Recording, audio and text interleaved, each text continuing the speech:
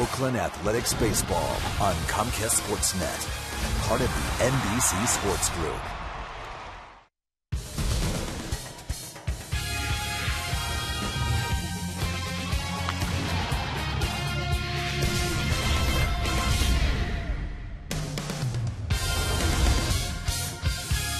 Well, we are at the O.Co Coliseum. Rain has been the story today in the Bay Area, and it is the story tonight here at the Coliseum. We will not start on time. Game 2 of this series, the A's and the Royals, but hopefully we will get the ball game in at some point tonight.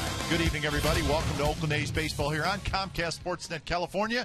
Ray Fossey and Glenn Kuiper. And Ray, we had a pretty good idea that rain was going to be an issue today and tonight, and it certainly has. It's been raining all day. Right now, kind of a light rain, but they're hoping maybe it'll clear up a little bit as the evening goes on. I don't think either club wants to stay here Thursday. Both have the day off. This is the only trip the Royals make to the Bay Area. The A's will go back twice, but everybody talks about playing 3 games. I think we'll be here for a while if necessary.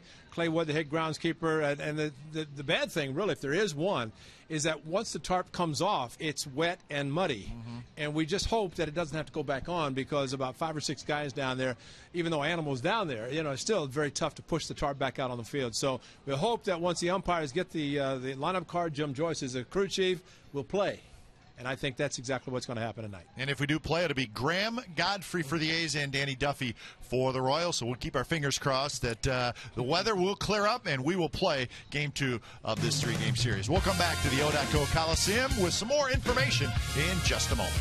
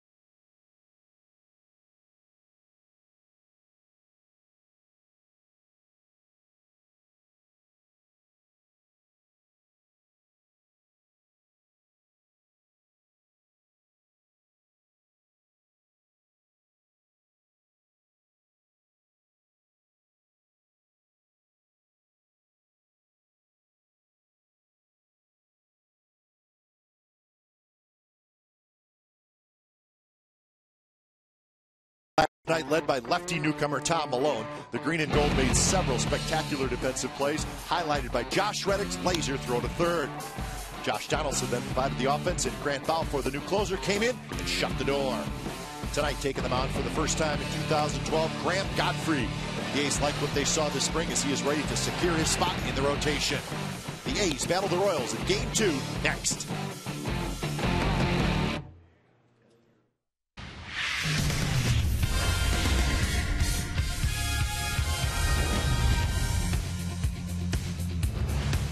Well, after the rain delay, we are set for baseball. Still dripping just a little bit, but we're going to play baseball. Graham Godfrey will make the start tonight for the Athletics, and the A's, after shutting out the Royals last night, they'll try to make it 2 in a row tonight in Game 2 of the 3-game series. Welcome to A's Baseball here in Comcast Sportsnet, California. Along with Ray Fossey, I'm Glenn Kuiper. Well, Graham Godfrey last year made 4 starts for the A's, so they got a little bit of an idea what Graham Godfrey is all about. But this year, starting in the rotation, so I got to believe he's set and ready to go tonight. Right? You know, Cap, I think last year winning 16 games at Sacramento, came up to the big leagues, pitched well, especially against the Giants. Tim Lincecum pitching for the Giants. He defeated them in his first Major League victory. And, you know, the one thing he has done, he's changed speeds very effectively. He did it in his last start against the Giants, the Bay Bridge series, and that's what solidified his position in the rotation. He didn't throw enough pitches. He had to go to the bullpen and finish up because he was so efficient in his pitch count. But he changes speeds very well. He works quickly, and a night like tonight, exactly what you want. Well, the third base spot for the A's is held down by Josh Donaldson.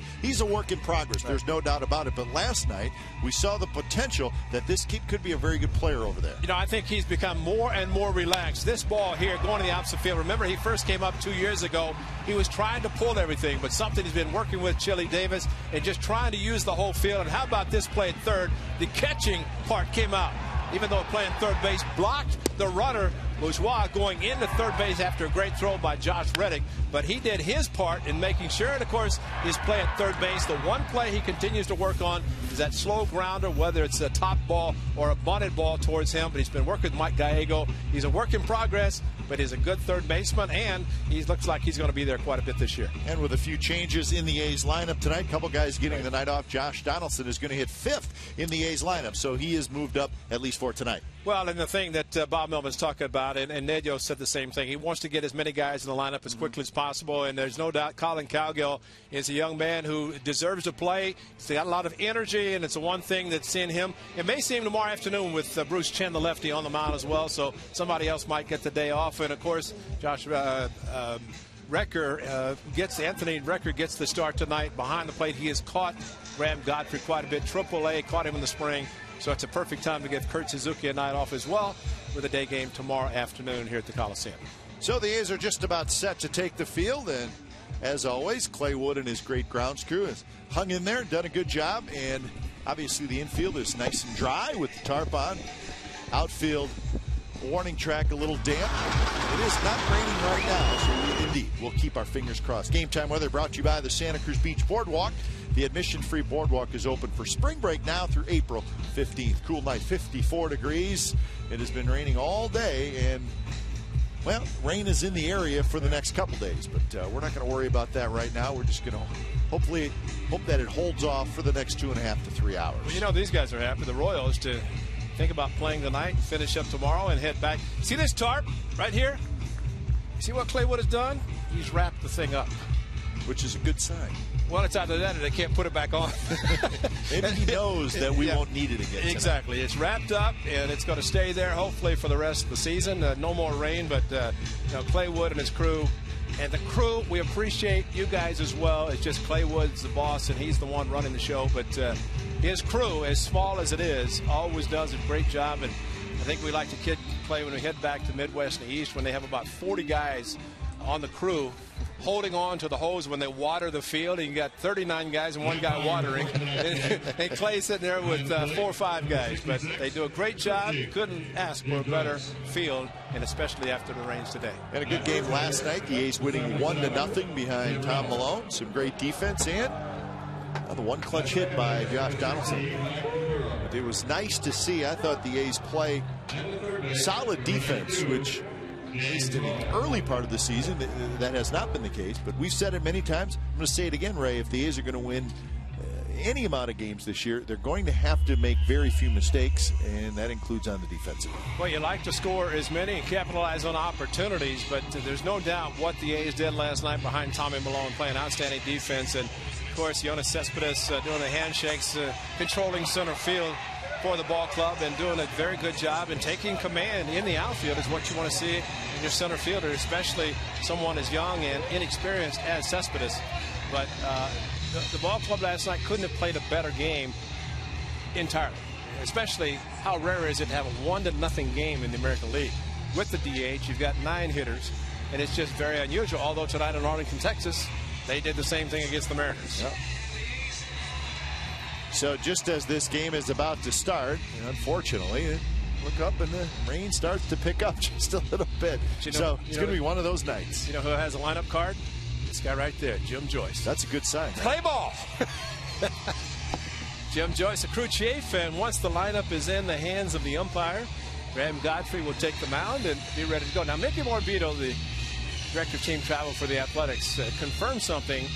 You know, when a team comes in for the last trip, it's basically in the hands of the umpire. He said the rule has changed, that only after the All-Star break does that happen, because the Royals are in town just for this series. Sure. But it's still basically in the hands of the Athletics or the home team, in this case the A's. But once the umpire gets the lineup card, now it's in the hands of Jim Joyce and the umpire-in-chief as to whether this game is delayed, put back on, called, or whatever. Well, and I think Major League Baseball and all the teams involved, they always want to get the makeup game done, obviously as quick as possible, but this year even more so because of the tight time limit into the postseason. And I think that's an issue. They don't want to have any games to be made up because of rain the day after the regular season ends. So you're going to see any rainouts, they're going to get made up as quick as possible. Royals lineup tonight, Alex Gordon is in there, followed by Escobar, Hosmer, Butler, Francoeur, Stockis, Kane, Quintero, and Getz. So that's the Royals lineup for tonight. Graham Godfrey pitching for the Athletics in the light rain, and we talked about his last start came on the 2nd of April against the Giants with 5 innings, 4 hits, struck out 3, didn't walk a batter, and he was so efficient in his pitch count he had to go to the bullpen and finish up. So Graham Godfrey getting the opportunity to start in the rotation, and he probably does not feel one bit of rain hitting him. He is on cloud 9, maybe above the rain. But for him to be in the opening rotation for the Athletics has to be exciting for him, and the fact that he's pitched so well last year, AAA, minimum time in the big leagues, and this spring, he deserves it. Defensive lead tonight for the Athletics. Coco Crisp is going to start out in left field, and then Jonas Cespedes in center. Alan Cowgill gets his first start. He'll be in right field. Reddick gets the night off. Donaldson, Pennington, Weeks, and Barton on the infield. And also, Anthony Recker gets his first start of the season behind the dish. So Cowgill in right field tonight. Recker behind the plate. Get everybody a start early in the year. So Gordon steps in. Godfrey has wrapped up his warm-up tosses. We're set to go. Tough start for Alex Gordon. Saw him pinch hit last night. Struck out. He's 0 for 14 to start this season with 7 strikeouts.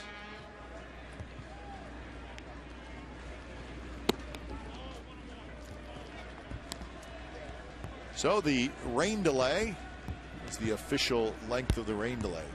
40 minutes? 40. Oh, they start at 7:07? We'll say 42 minutes, somewhere in that area. We're glad to be playing baseball. The day game tomorrow, starting at 12:35, and then both teams do have the off day on Thursday. But I don't think either team wants to get into staying an extra day and playing on Thursday. I guess they would if they had to.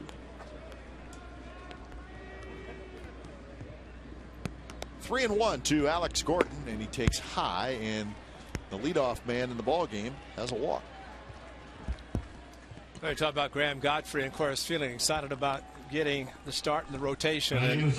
But the conditions, no doubt, as this game progresses and the water continues to hit the dirt, it's going to be slippery, and they'll be putting the soil absorbent on the field in between innings. but I think he would like to have had kind of spring training conditions, the footing, everything, not worry about it. So here's Alcides Escobar, the shortstop. First pitch to Escobar is a strike. 4 for 13 to start the season. Still looking for his first RBI. It is officially a 43-minute rain delay. The 7:05 schedule start, they don't factor in. It usually starts at 7:07. Escobar flips one to right.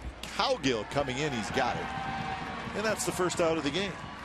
They're talking to Ty Waller, the A's first base coach, and he also directs the outfielders, and especially with Yoenis Cespedes. But all these outfielders, you know, Cowgill, new to the American League. Cespedes also first time to the A's, but they get the scouting reports of the tendencies of hitters, where they hit the ball, and the positioning of Cowgill.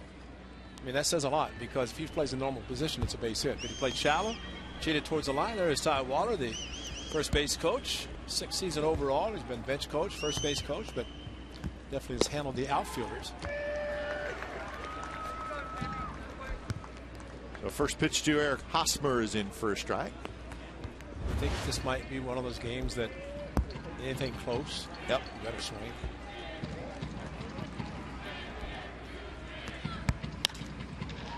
High pop-up into the raindrops. Coco Crisp is under it. He's got it for out number 2. Well, it's also one of those games, Ray, where you probably don't want to think about it, but you may have to, is 5 innings. Or 4.5. Preferably 4.5. That means the A's have the lead, and at 4.5, it's an official game. Billy Butler.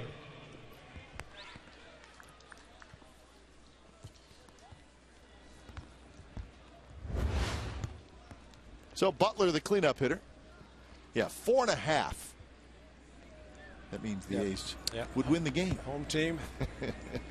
They don't have to hit the bottom half if they're leading for it to become an official game. First pitch to Butler. Breaking ball that stays high. 3 for 15 for Butler to start this season. Royals come in with a 2-2 record. The A's are 2-3.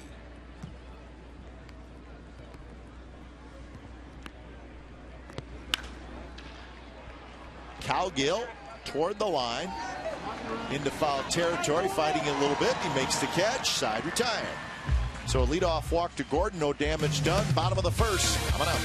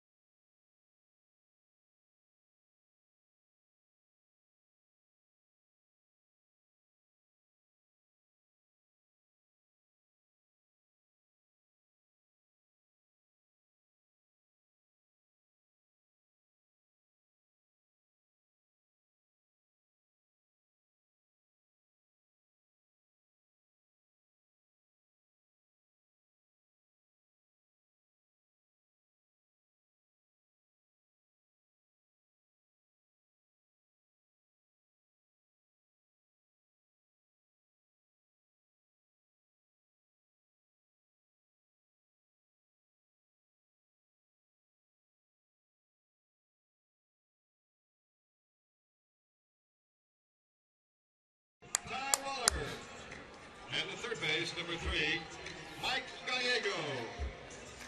Leading off for the Athletics. A's come to bat here in the bottom of the first on a rainy night at the Coliseum.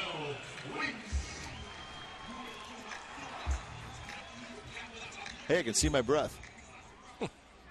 That means it's closing in on 50 degrees. Oh, that's the cutoff point.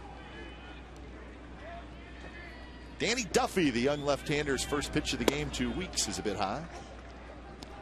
Give the rest of the A's lineup in a minute. Jamal Weeks sitting in that leadoff spot. 5 hits and 22 at-bats to start the season with a home run.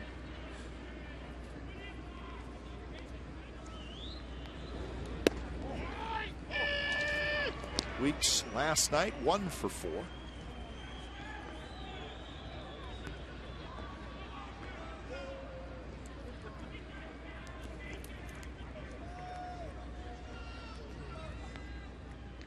Swing and a miss. High fastball.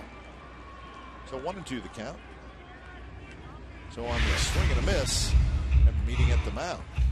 Fastball in the mid-90s is the one that features the left-hander Duffy, and what they might have been a little concerned about. Pretty good fastball. Quintero told him it's raining. The lefty said, even I know that. 1-2 pitch, 2 weeks. Fastball, that one 96 miles an hour, but a bit inside.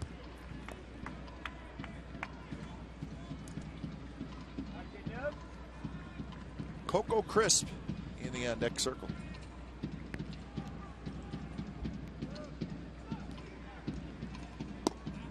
And a full count. Tongue depressors usually get a lot of work in a game like tonight. The pitcher especially, and the mud caked in between the cleats, and that's a good way to do it too, as long as you don't crack your ankle when you jump and click your feet together. Knock the dirt off your mud out of your cleats.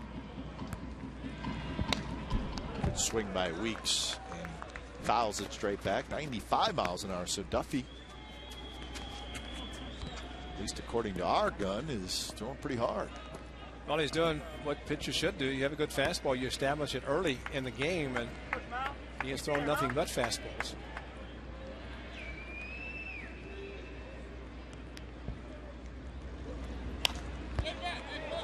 Another pop-up, and that one will reach the seats. Jim Joyce calling balls and strikes. Reynolds at first, DeMuro at second, Hoy at third. And tonight, with a very small crowd, poor weather, we'll be able to hear Jim Joyce even more than normal.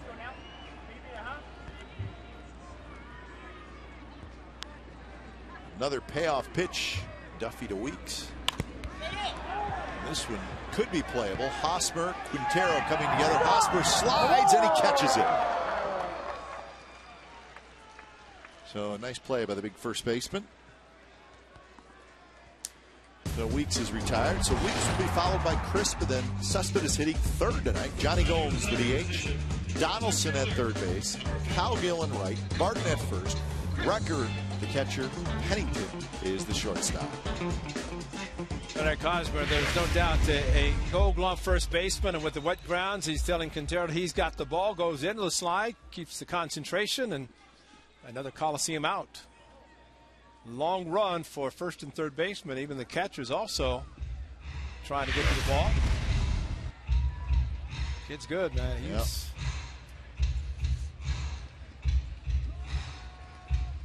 Puerto Quintero just getting back behind home plate. It's because the daggers that Hosmer was sticking, like, where were you? Come on. Hosmer's playing him almost on the outfield grass. Coco Crisp, the hitter. 5 for 21 for Crisp. He was 1 for 4 last night. Got his first stolen base of the year.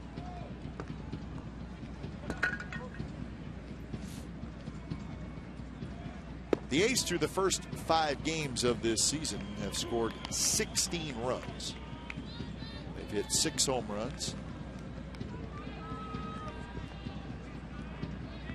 Last night, just the 1 run, but it was enough. They did have some chances to add on last night. They had 9 runners left on base.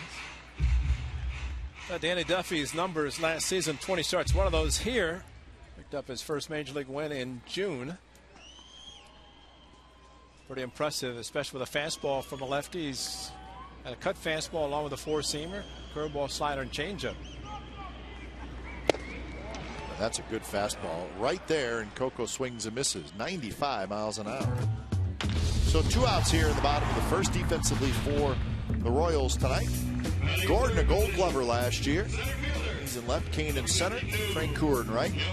Stakis, Escobar, Getz, Hosmer third to first with Quintero behind the plate. So Alex Gordon, he moved to left field and not only had a terrific year offensively, he really kind of put it all together last year, but he goes out to left field and wins a Gold Glove. And he had a whole bunch of assists.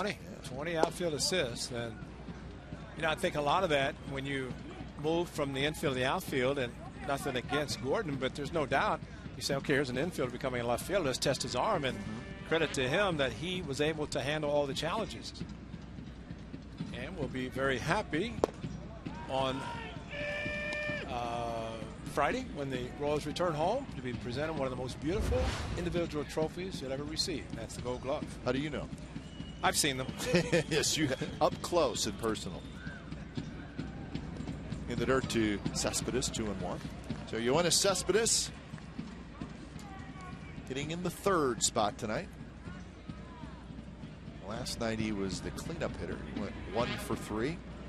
I think this is because the lefty on the mound, Johnny Gomes, moves in the fourth spot of the batting order. So Cespedes gets a shot in the first inning. Take that back. He was 0 for 3 last night. And that one missed somewhere, and it's 3-1. I want to clarify, the Gold Glove is the Rawlings Gold Glove, and it's been Rawlings Gold Glove for a long time, as long as it's been in existence, voted on by the managers and coaches on the best defensive players at all positions.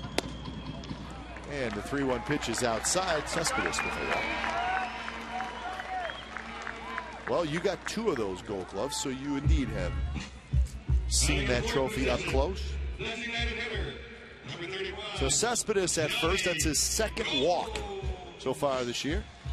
There's no doubt the more he plays, the more disciplined he's going to become.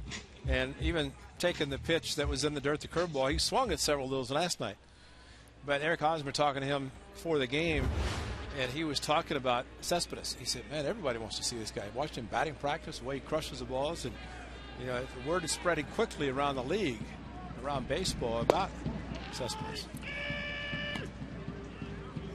So I think, too, Ray, that not only becoming a little bit more selective, but maybe more selective earlier in the count, where he doesn't get himself out or doesn't get himself behind in the count. Instead gets in hitters counts if he's a little bit more careful. Inside corner strike to Johnny Gomes, and it's 0-2. Target outside, but the pitch kind of crossfire on the inside part of the plate. Quintero, the veteran catcher, handles it perfectly, keeping it in his own. Here, Jim Joyce, not in that slow-mo, but heard him live.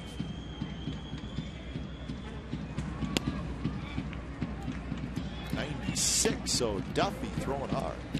There's Quintero coming up from behind the plate. He has the most pickoffs in him, official pickoffs, not throwing out guys, but picking guys off. So the runners know that and have to be conscious of his throwing ability. I think the closest, he has 12 in the last couple of years. The closest is 5. Of course, Yadier Molina with the Cardinals also excellent, attempting to pick off runners. Hop up. Should reach the seats, and it will. Bob Melvin was talking tonight about how Malone last night with that spin move, and similar to what Quintero, when you can keep a runner, a good base stealer, a step closer to the bag, you're doing your job. Whether it's a pitcher, in the case last night, Malone, the spin move is second. When Hosmer tried to steal third, kept him closer, and Quintero's throwing. Normally, you see good base runners will get big leads, not with this young man behind the plate. There's Tommy, good start last night, 8 innings. Big breaking ball. Gomes swings and misses. Couple of strikeouts for Danny Duffy. No score after 1 from the Coliseum.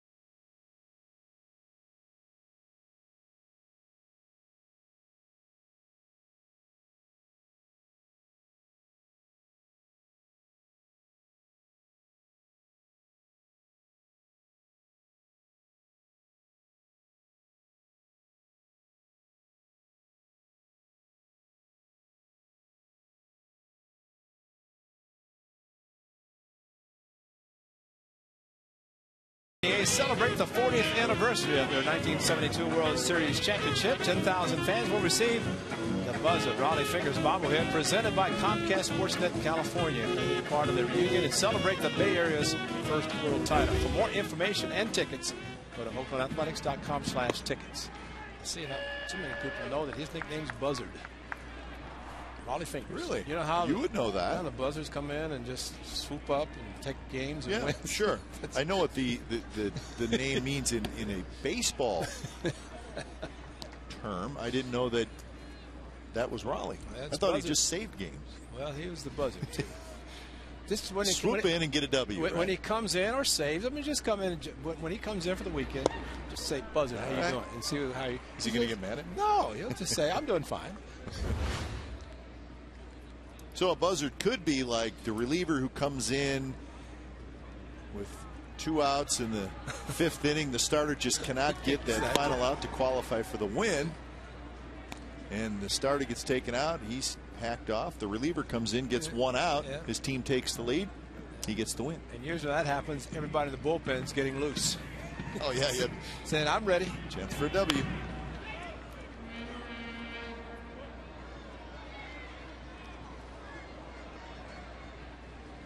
Or you have the starter who will be strong for 5 innings, and when the 6th inning comes, starts to check down to the bullpen. That's right, especially if he has a lead. They call that Mr. 5 and Fly, and there's been a few of those over the years. Jeff Francoeur with a base hit takes a huge turn. Well, here's our true story. It's brought to you by McDonald's. Saturday, Eric Hosmer, 22 years old, and Mike Moustakas, 23 years old, each hit a solo home run down in Anaheim. It was the first time in franchise history that 2 Kansas City infielders under the age of 24 each homered in a game. They will homer in a game again and again and again.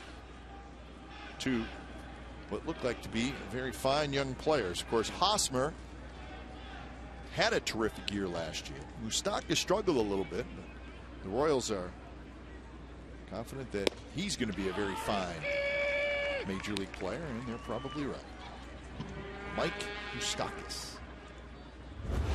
Well, at least they're not comparing him to George Brett. That's the best thing that happened. Of course, Alex Gordon, as we mentioned last night, he was given that tag as the next George Brett, and he struggled at third, so they moved him in the outfield and put him in a leadoff position. And I don't think George ever hit leadoff. Alex Gordon's a good player. A lot of good young players on this club. There's Hosmer and Gordon.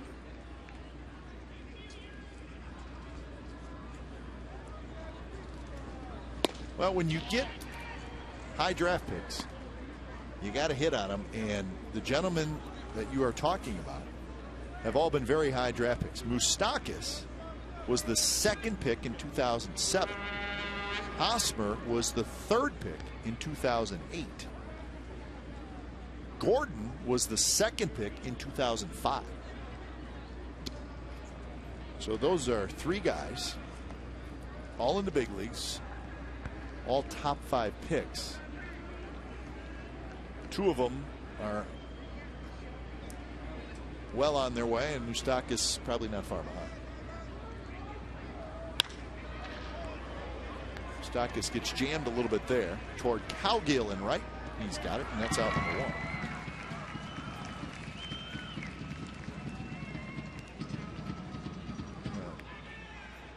Drafting in Major League Baseball, it's still tough to do. But if you get a top 5 pick, top 10 pick, well, or if you get a lot of picks, to make it work. A lot of picks in general, and the A's will get several because of departures of several players after last season. But you look at the Tampa Bay Rays, the success they have had as a result of playing poorly down in the standings for so many years, getting top draft choices and drafting very well. They've got an abundance of starting pitchers. They've got, of course, great position players. Longoria, Upton, just to name a couple, but they've done a good job of drafting and signing players. Yeah, there's a reason why you have all these high picks. I mean, you've been bad for a while, right. But it's also giving you a chance to, if you do it right, you can turn it around, and the Rays have certainly done that. I think the Pirates should have a great team, considering 18 consecutive losing seasons. Yeah, now that's a situation where they have not drafted. Kane chased it, and the count 1-1. He chased this so badly that even the home plate umpire, Jim Joyce, made the call. Did not need help from first base umpire.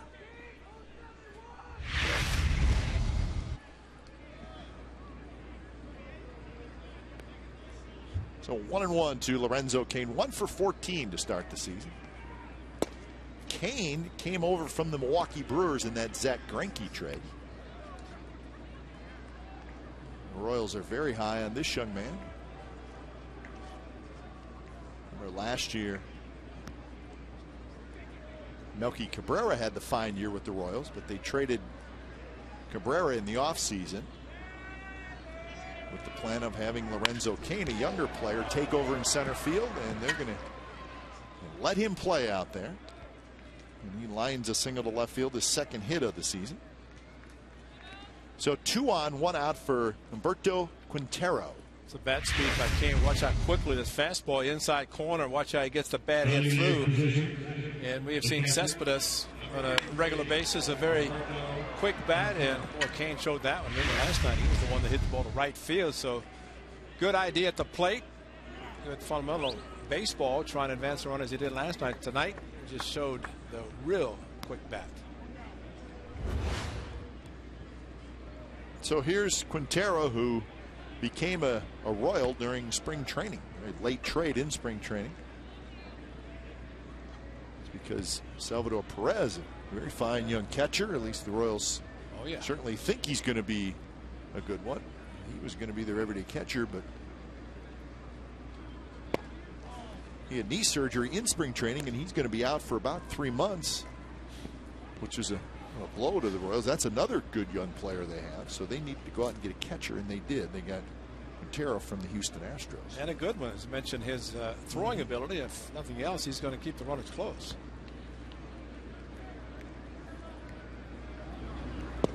Breaking ball in for a strike.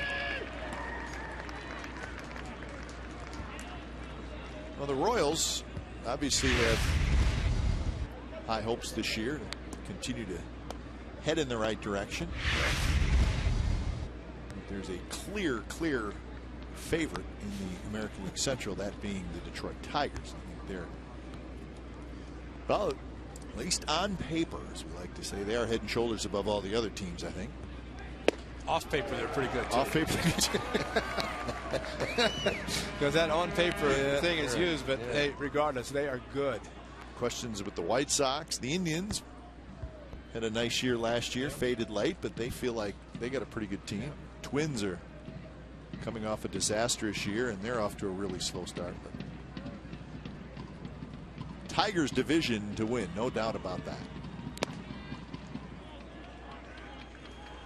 Well, Victor Martinez just read he's going to have another surgery on his knee that caused the signing up Prince Fielder, but just think when he comes back. Yeah, that's what I was going to say. They're the clear-cut favorite, no doubt. Maybe the best team in the American League, who knows? And they lost an all-star in the offseason. Signed a superstar. Yeah, they did. 2-2 pitch. Popped up toward Coco Crisp, who's coming in. And he's got it, and that is out number 2. Well, Graham Godfrey doing again what he has been doing. That's changing speeds, mixing his pitches, and a couple of good breaking balls that he threw to Quintero. Yeah, Quintero, you could say, well, he just missed it, but good breaking ball, especially with a couple of strikes, and he's upset that he probably went back to the dugout singing he just missed it. But out on the front foot, when that happens, you don't generate a lot of power if everything is moving forward, in the way Quintero just showed it. So here's Chris Getz. Getz, the 9th place hitter. Takes up and away. Getz was in the lineup last night. He went 0 for 3.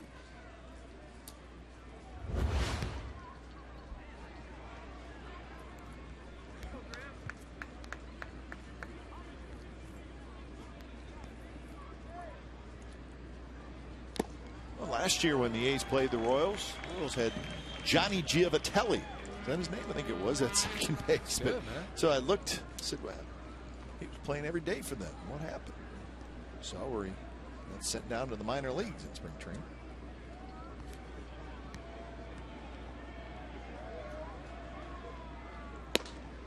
Again, a fastball high at 89 miles an hour. 2-1 the count.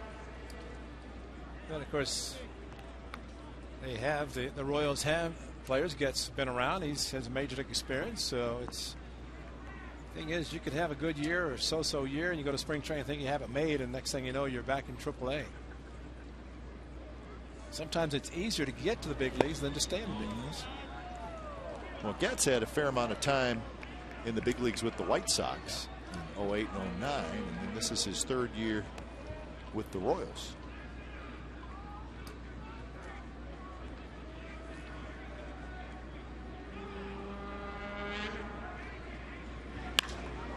That one toward right field. Cowgill racing back, still going back, and he makes a terrific running catch, and he saved 2 runs. Colin Cowgill, more defense from the Athletics, and thanks to that great catch, this remains a scoreless game.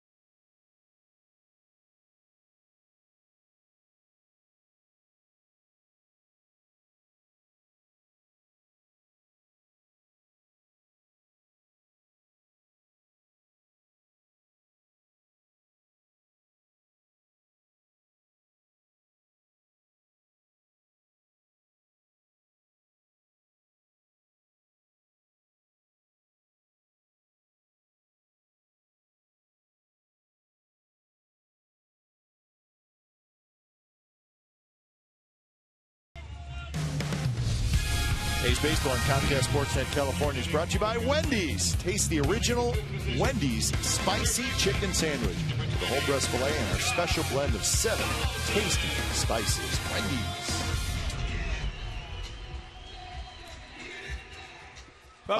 Bottom of the second. We want to thank David Renetti, the Vice President of Stadium Operations for the Athletics, bringing in some chairs. We can actually now see home plate, so that's good.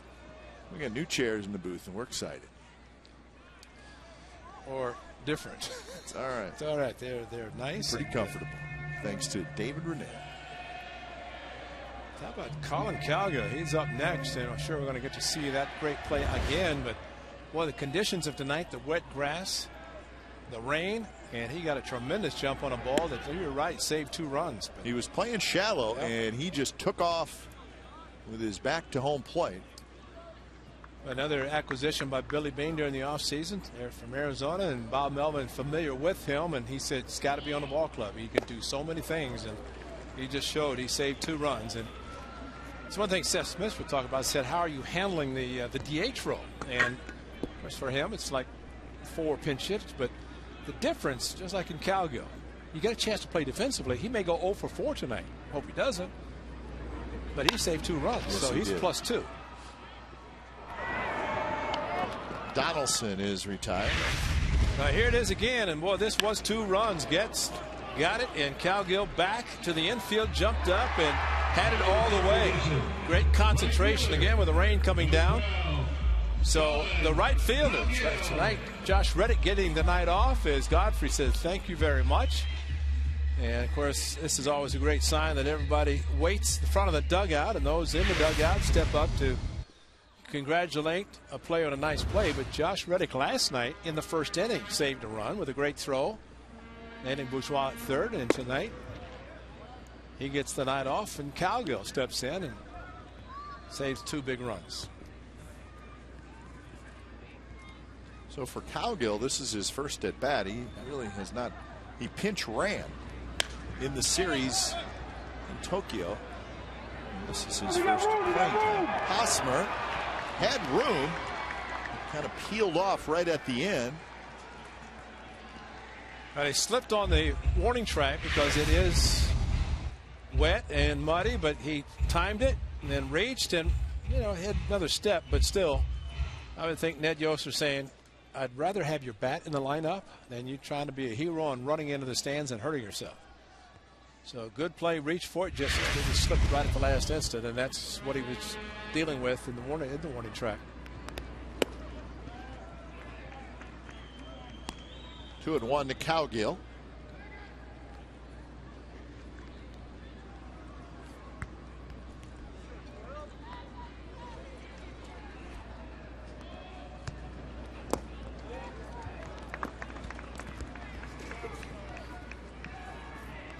Cowgill coming up with the Diamondbacks, and he was a 5th round pick of the D-backs back in 2008. The year before that, 2007, he was picked by the A's in the 29th round, but did not sign. How about that?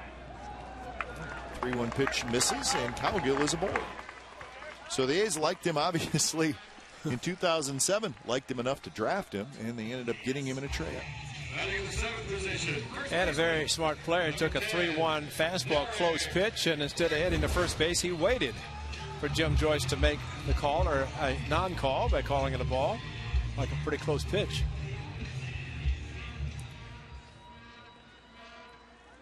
So you may be asking the question to yourself at home, well, if Cowgill got drafted by the A's in 2007, why didn't he sign?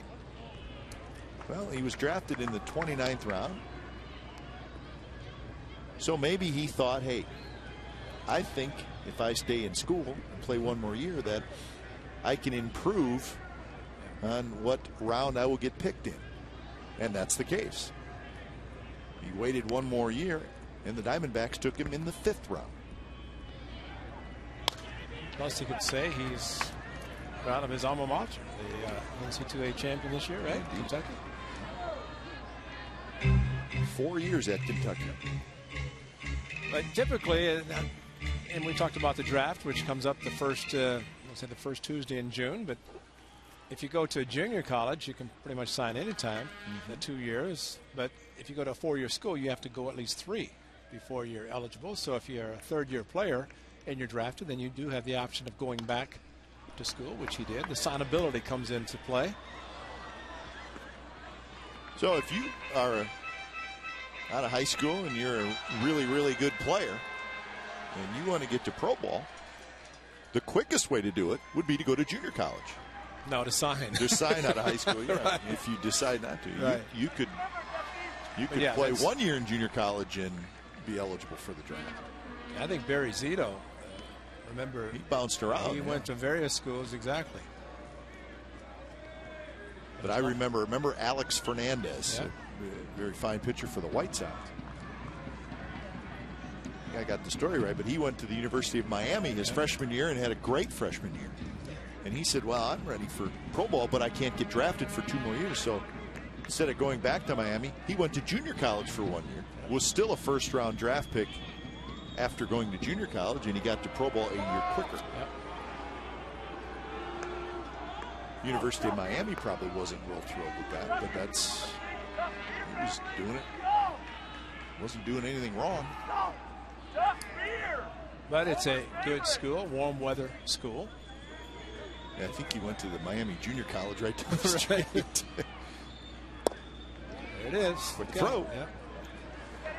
Well, these are the scouting reports that the teams get. The A's know that Quintero does this exactly, and this is a pre-planned play. You have a sign with the first baseman, so you're not surprised. In this case, Eric Hosmer, and he's ready. Ball is in the dirt, handle it nicely. But nothing else. Young man keeps the runners close at first base, and Being a left-handed pitcher, Duffy keeps him close himself.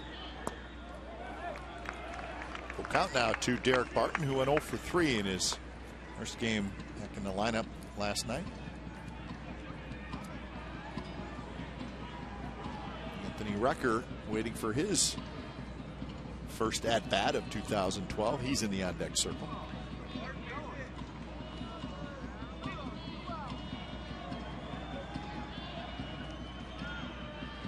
See if Cowgill runs. He does, and Barton hits a high pop-up foul, headed for the second level.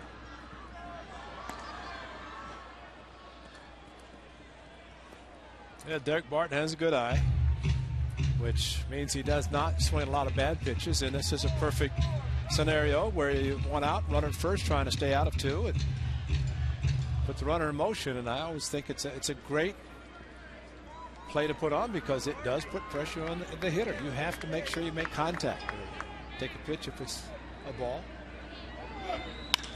Barton drives one right center field. That's hit pretty well. Kane on the move, still on the move, and he makes the catch right in front of the wall. See if they got a chance to double up the runner. The throw is in time, and Cowgill is out. Cowgill had rounded second. He was on his way to third, and he had a scramble back, could not get back in time. What a play by Lorenzo Kane in center field.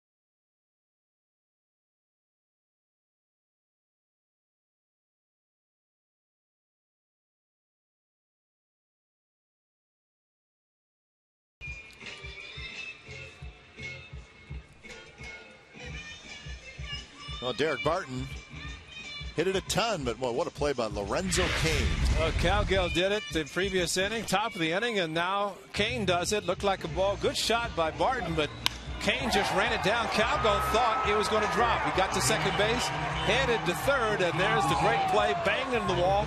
Kane got it back in, so 8-4-3 on the double play. Cowgill thought he had a chance to score, but Kane thought otherwise, and that's a great play. He was running on the pitch, got to second base, rounded, thinking it's going to drop, and he's done. There's no way he's going to retrace his steps and get back quickly enough, but it's one of those he thought he could read perfectly, but it was not the case. So he tried to score a run that he helped save two, but he's still +2. So it's the top of the third inning, and it will be the top of the order for the Royals. Gordon, Escobar, and Hosmer against Godfrey. Godfrey has allowed a couple of hits. He's walked one, has not struck anybody out. And he's thrown 35 pitches in the first 2 innings.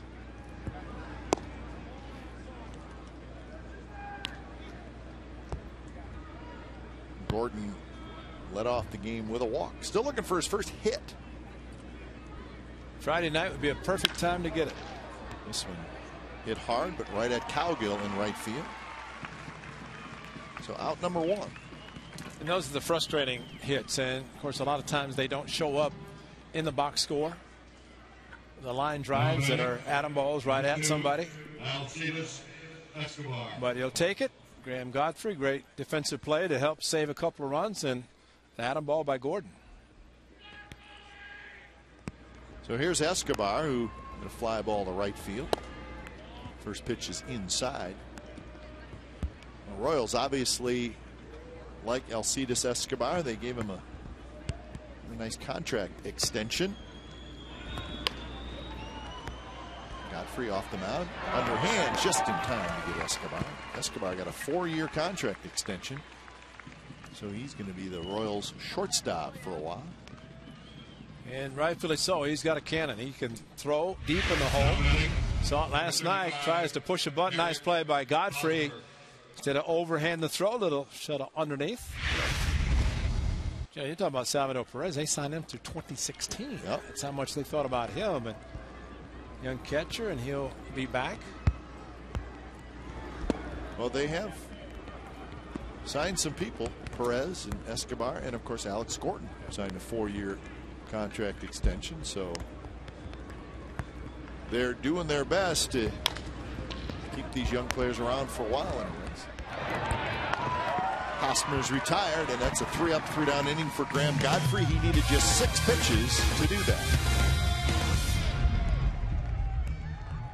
Ladies and gentlemen, it's time for the Aquafina water break. Be sure to try.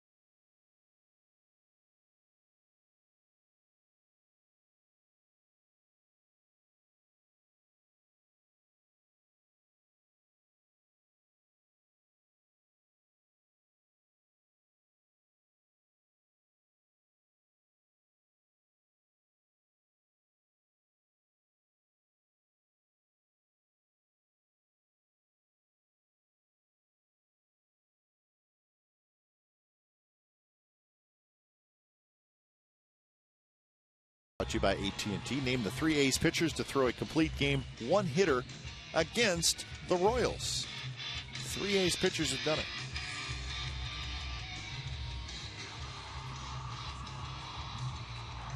Anthony Recker steps in for his first at-bat this season. He'll be followed by Pennington, and then the top of the order Weeks against Danny Duffy. Good changeup from Duffy, and Recker swings and misses. I have a feeling maybe the A's pitching coach, Kurt Young, he was good. Maybe he had one. So I'm just taking a wild guess. I think Corey Lido pitched well. Late Corey Lido. And a nice string of games, scoreless games. We'll find out. These questions are getting a little bit tougher, a little more tricky. 17 games last season for Anthony Recker. What's that? Did Callahan forget to turn off the stadium PA? We just heard something.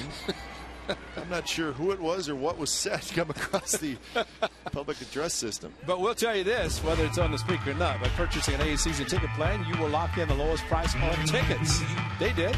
Look at them. With the umbrella looking great. A's season tickets allow you the flexibility to customize your own plan Choose premium games when the A's take on the Giants, Red Sox, Yankees, or go for some of the season's fantastic promotional days like the popular Fireworks games. Lock in and save today.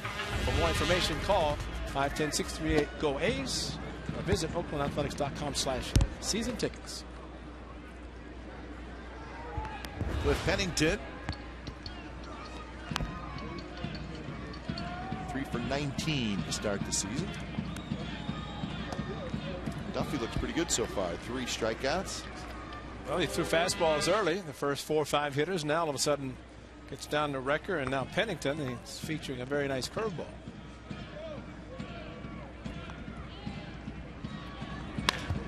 Liner on 0-2. Pennington shoots one toward right center. Kane is able to cut it off, get it back in quickly, but Pennington on an 0-2 pitch with a double.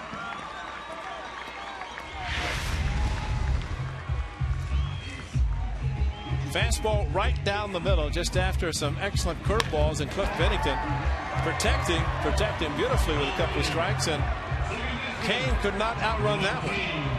Nice swing by Pennington from the right side. There's a switch hitter, so a 1-out double on an 0-2 fastball. Duffy had thrown nothing but strikes to Recker and Pennington, but he made the mistake of throwing a fastball. Isn't it amazing? You go to the plate and say, you figure you're going to get at least one fastball, but then they drop 2 curveballs and say, well, yeah, maybe I'll throw it. Tried to sneak it by him. Can't do it. So Pennington now 4 hits on the year, and a couple of them are doubles. Here's Weeks. 1 out. Chance for the A's to take the lead. Fastball inside corner strike. Danny Duffy's first major league win last year came on the 14th of June, and it was right here in Oakland. He was called up from AAA, pickoff, and they're going to get it right. A perfectly executed pickoff between the pitcher and second baseman Chris Getz, and usually pickoff plays are pretty close. That was not even close. No. Pennington out. Well, the top of your screen, Getz near the bag, and wow, that's amazing, because usually in a situation like that, if you're a runner at second base, the shortstop is the responsibility of the third base coach, because you really can't see him. So, but you can watch the second base yourself. It's like you didn't even know he was there. So that was strange, but a very well executed play. Nice hitting anyway. 0-2 pitch fouled by Weeks.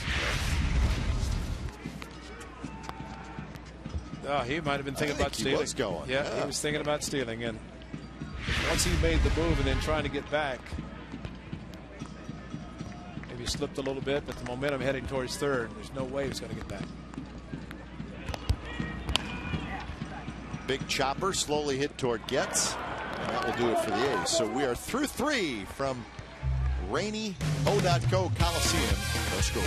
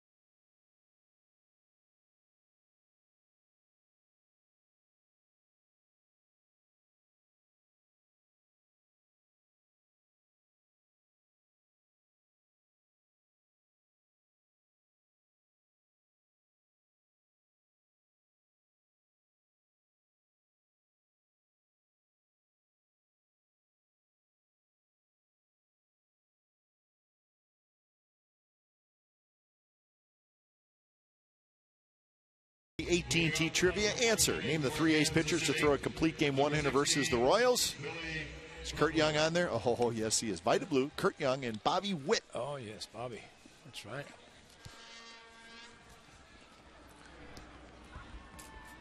There's Kevin Seitzer.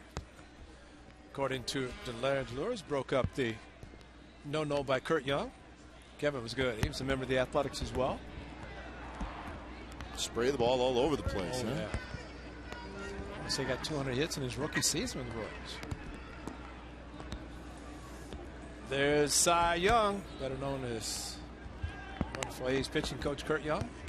Kevin Seitzer, 2-out single in the 7th. Well, we got to ask Kurt about that. I don't remember.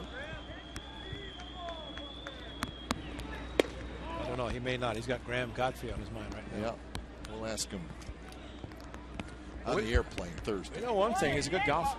Young is a very good golfer. Maybe that's why our partner Ken Korak had knee replacement, so he could get his golf score down. Mr. Korak likes his golf as well. Oh, yeah. We wish Ken the best, recovering from the knee replacement. So, hope he is doing well. Butler a liner, and that's fair. Just out of the reach of Donaldson into the left field corner. So Billy Butler, who is a doubles machine, he's got one here leading off the 4th inning. Butler with the double. That gets us to our Farmers Insurance report card. Has to do with Butler and the doubles. Since 2009, he has 141 doubles. That's the most in the majors. Now, he's got good power. He'll hit home runs, but he's a doubles guy, and you can knock in runs with doubles as well. I think the whole Royals club last year was a doubles machine. Talking to Jeff Francoeur, and he brought up a good point when it was Atlanta. Hit home runs and kind of got in that habit of trying to hit home runs because everybody wanted him to. He said, I kind of like my year last year, about 20 home runs, 47 doubles, 280, 290. Absolutely, because you can drive in a lot of runs with doubles. You go gap to gap, which these guys can do it. So you're saying you'll take this year 285, 47 doubles, 4 triples, 20 homers, 87 RBIs, and 22 stolen bases. That's Jeff Francoeur from last year. That's a good year. 153 games played. And one of the best arms from right field you'll find, at least in the American League. Of course, the A's have gotten a chance to see Josh Reddick. There's no doubt he's there, but Francoeur, you don't even run on him. He and Ichiro, guys that balls hit to them, you just shut it down. I mean, Francoeur has been around a long time. This is his 7th year in the major leagues, but he's only 28 years old. When he came up with the Braves, he was just 21 years old. And it just looked like he was going to be a star. You know, he was talking about his weight. He looks thin. He's about 210 pounds, but he said he was at 240. And he dropped to 30 pounds, and he said he got so bulked up from weightlifting because they wanted him to hit home runs. Look at that. Just a little flip job to right, and that's going to fall for a hit. Butler will stop at third. The ball goes all the way through to record.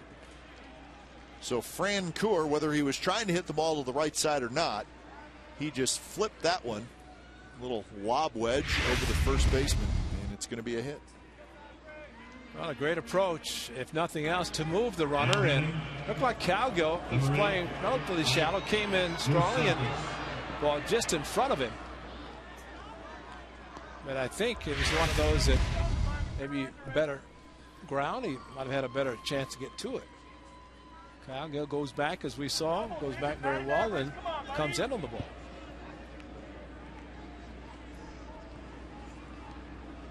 So first and third, nobody out for Mike Moustakas. Well, last night the Royals, being shut out, were 0 for 6 with runners in scoring position.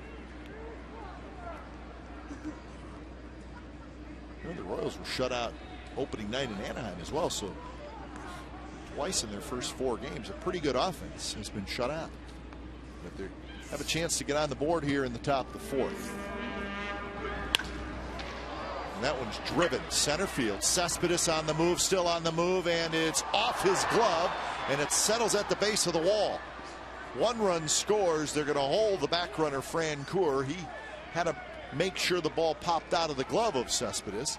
And the Royals lead 1-0. So Butler comes in to score easily. Francoeur stops at third. That ball carried, best location, supposed to be inside, left it out over the plate, and Moustakas hit it well, and that ball hit in the heel of the glove of Cespedes. And again, as we have mentioned, he uses a rather large glove, as outfielders do, but see, he just did not look it into the webbing of his glove.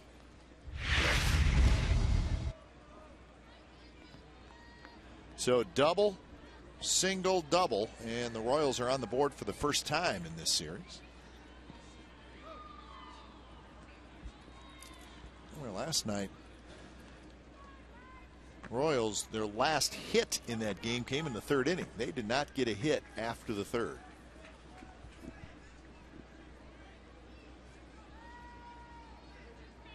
So Lorenzo Cain will hit. This is not Lorenzo Cain. It's Mitch Meyer. Yeah, well, he banged himself into the wall in center field, and we could see him kind of wincing a little bit as he ran off the field, but did not know it would force him out of the game. Well, he's still in the dugout. Breaking ball in the first inning. So Mitch Meyer hitting here in the 4th inning.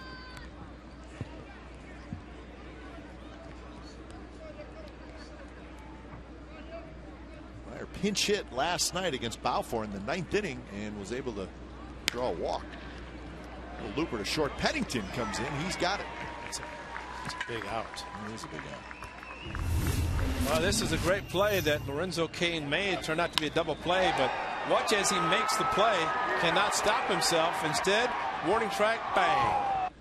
Right into the wall. And the double play, but he was kind of limping and wincing as he ran off the field after the double play. So he did something, and he's okay. But when you're sitting by the trainer, that says something. It's good talent. Meanwhile, the A's can bring their infield in and try to cut down another run after a very good pitch to Mitch Meyer. Montero, the hitter, swings at a first pitch breaking ball, fouls it back.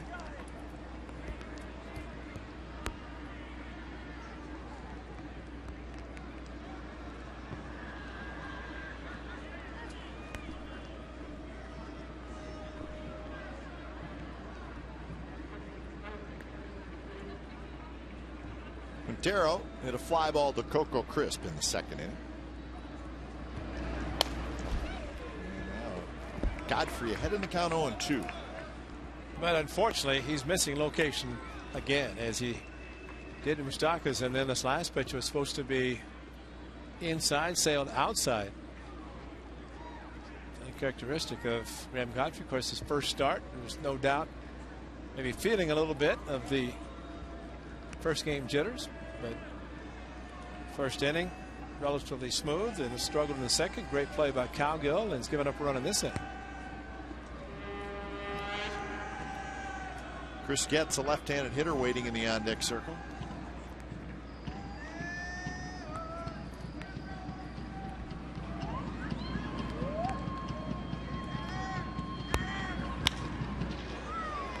Toward Cowgill.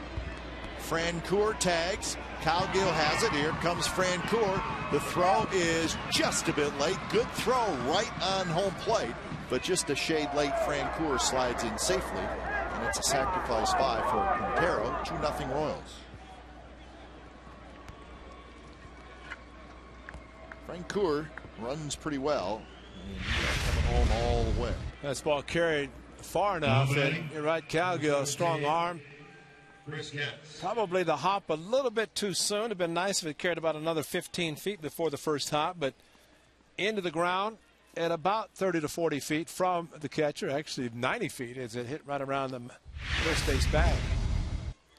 But the problem for Graham Godfrey, being a fly ball pitcher, you'd figure that with the infield in, didn't work out.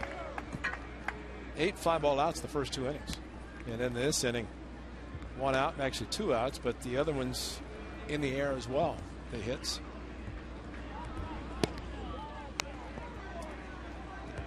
Moustakis is now at third base.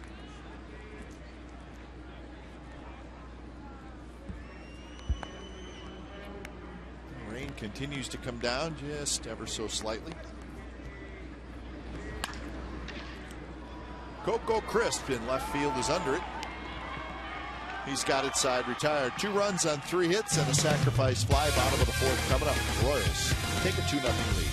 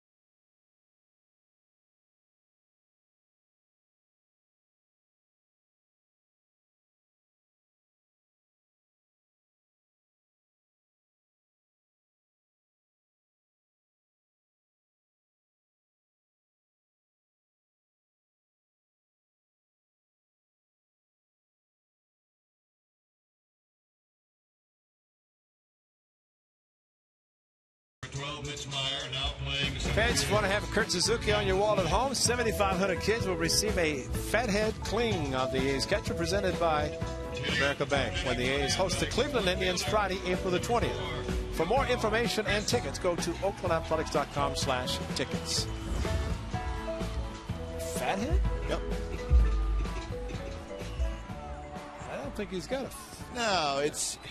I know. It's just it's something that you just put on. Doesn't the wall, right? sound nice, but it really is a good gift. Yeah. Mitch Meyer in center field. He pinch hit for Kane. Crisp, Cespedes, Gomes against Danny Duffy. Duffy with 3 strikeouts. He's allowed just 1 hit, and he's walked a couple so far in the game. Right at 50 pitches.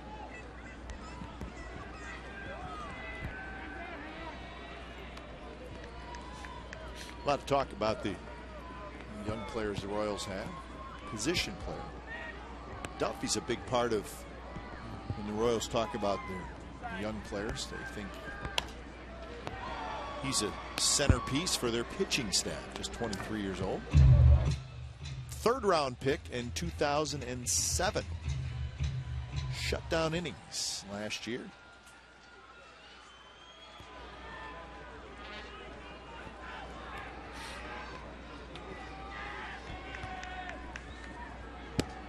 This ball is high. Duffy signed out of high school. Plenty of time in the minor leagues. You heard of the town in California?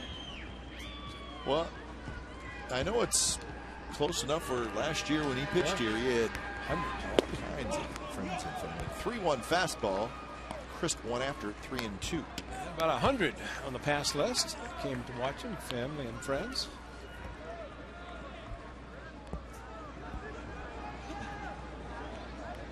Well, he won 4 games last year, and he beat the A's twice. Made 20 starts for the Royals. Called him up in the middle of May. Well, it might be the best conditioned pitcher, maybe in the league. I don't know. A lot of pitchers do a lot of running. Out yesterday during the batting practice, even while the A's were hitting, he was running the stairs at the Coliseum. And you run stairs, you're in pretty good shape. Yes. Mike Swanson. Was he running the stairs? No, Swanee was just watching. Escobar. There's out Coco Crit. No stairs for Swan. Time now for the Subway Eat Fresh Ask Glenn and Ray question. Log on to csncalifornia.com to post your question. Teresa from Oakland asked a very legitimate question. Are catchers now wearing What do you mean fingernail legitimate polish? question? Well, I think the reason she asked is that maybe she saw a catcher wearing fingernail polish. Oh, I like these fingers.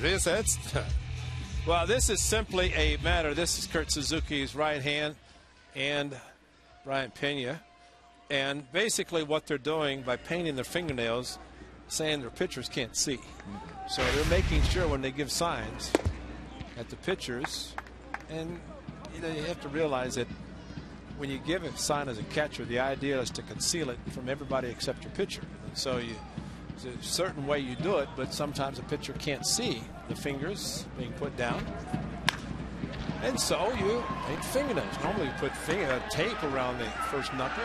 So it's not a style thing. There's a good reason for it. Cespedes flies out to right field. Especially from Brian Pena. I mean, come on, look at this finger. But see, at least Kurt Suzuki, see, Pena's kind of a half. And you know, this is a bad sign there with the thumb, because that means the pitcher has a lot of pitches if catcher puts fingernail polish on a thumb. But it's simply to help the pitcher see the signs that we get. I've seen catchers use white tape, right? On the knuckles? Yeah. So good question, and guys dug up some footage which helped our answer. But I don't know that, talking down to the staff downstairs, Bruce, Brian, or even the trainers, if they have fingernail polish remover. I hope so by the end of the game. I bet they do. 1-1 to Johnny Gomes, hitting in the cleanup spot. A breaking ball from Duffy.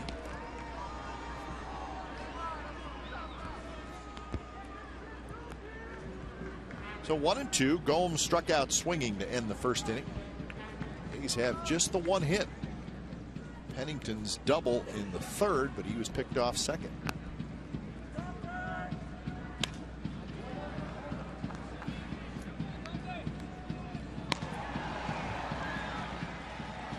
Good night for foul balls. Small crowd. Plenty of room to track it down. Tell the real fans are coming out in the rain and sticking around long enough for the game to start. Fastball 94 on the outside corner, strike 3 called. That's strikeout number 4 for Danny Duffy, and the Royals lead 2-0.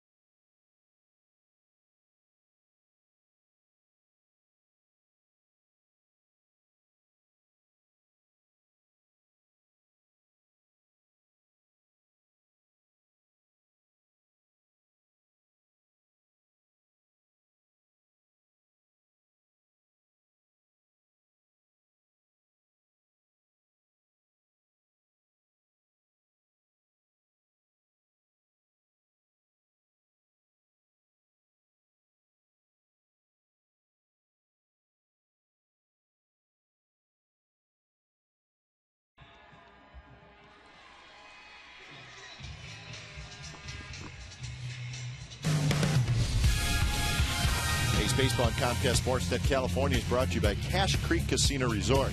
Swing away for big league cash only at Cache Creek. Visit CacheCreek.com for details. Umbrella night at the Coliseum as the Royals lead the A's 2-0, top of the 5th inning. Clay Wood, our great groundskeeper, man in charge. He will talk with the umpires periodically through the evening.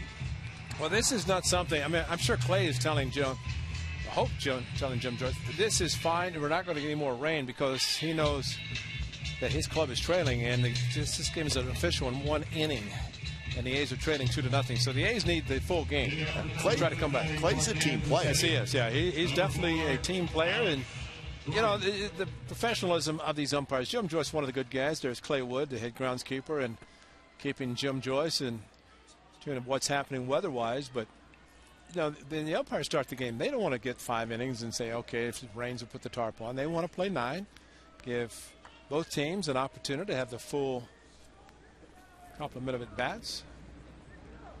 No time limit. Outs. First pitch to Alex Gordon, leadoff man, is just a little bit high. Gordon, Escobar, Hosmer. Top 3 for Graham Godfrey. Good pitch there, changeup.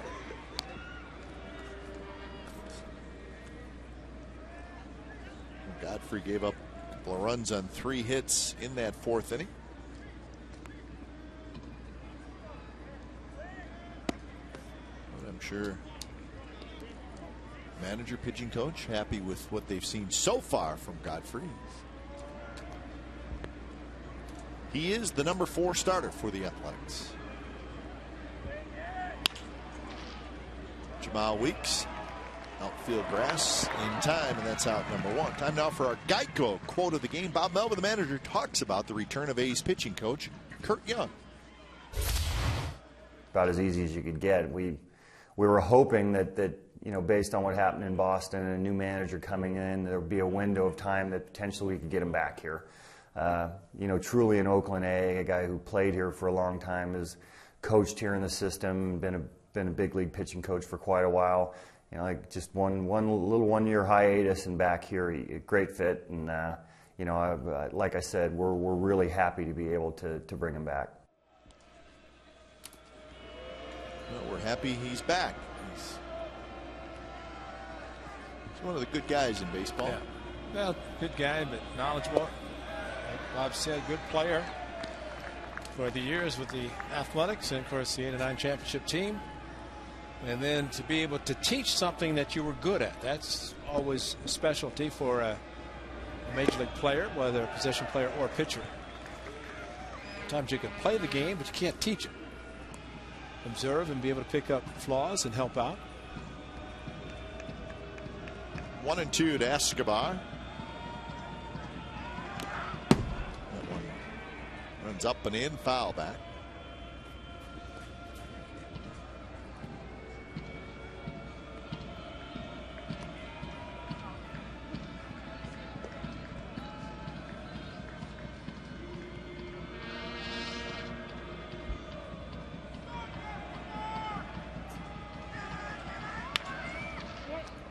More action for Weeks. And that's out number 2. Well, unfortunately for Kurt, he had to live through the September nightmare for the Boston Red Sox last year. Number 35, Eric. But he will talk to you about it. 8-20? 7-20. 7-20? Yeah. I'm sure he still tries to figure out what the heck happened. You actually talked to him about it? Oh, sure. Really? Of course, then he told me to take a hike. Yeah, I think so. So maybe it wasn't a great idea to bring it up. Maybe I shouldn't have said, Kurt, what the heck happened in September? Well, the 64 Phillies got off the hook. Yeah, that's true. Without it. And so did the 2011 Braves, right? Well, exactly. You know, that's the amazing thing. Braves didn't fire their manager. Everybody stayed intact. They just collapsed like the Red Sox, but nobody said anything. But as far as how far you were ahead in the wild card standings, the Braves collapse was just as big as the Red Sox collapse. Exactly. Their big closer had opportunity after opportunity. Couldn't make it happen. 1-2 to Hosmer. Now 2-2. Hosmer, a fly ball in the left field, a grounder to third, so he's 0 for 2 in the game. 0 for 4 in the series. He did walk a couple times last night.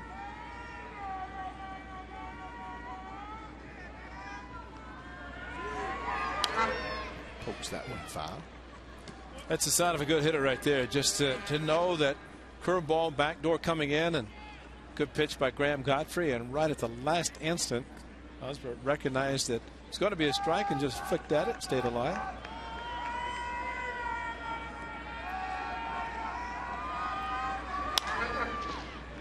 And Weeks is going to take care of all 3 hitters. 4-3, 4-3, 4-3. Bottom of the 5th coming up. A's down by 2.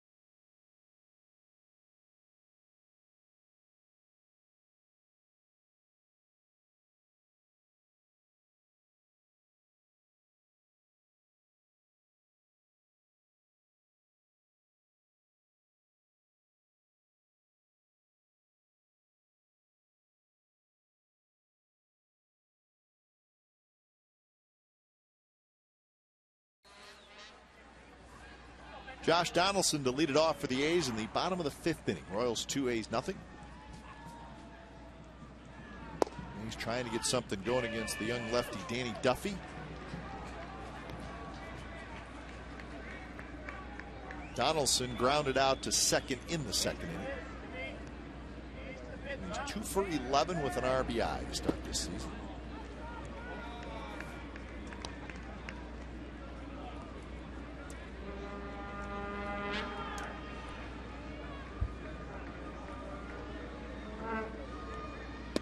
Breaking ball stays high. 2-1.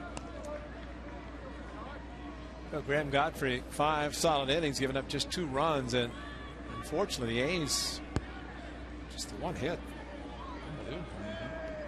Duffy has been pitching well. Maybe all those people we saw in the last inning standing and clapping part of his pass list. That's right. Family.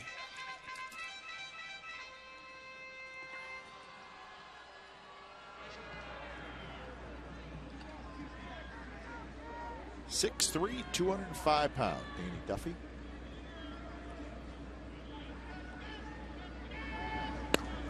So they got Duffy, a lefty, Bruce Chan, a lefty, who the A's will see tomorrow, Jonathan Sanchez, a lefty, so they got 3 lefties in their rotation. Hochevar's done a good job in their first, his first game.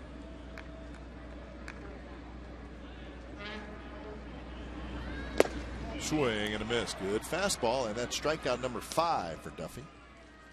Celebrate Earth Day with Mendocino Redwood Company by going green. Get a redwood seedling at the Athletic Museum on Sunday, April 22nd from Mendocino Redwood Company. The environmentally sustainable choice for beautiful decks and fences, available only at the Home Depot.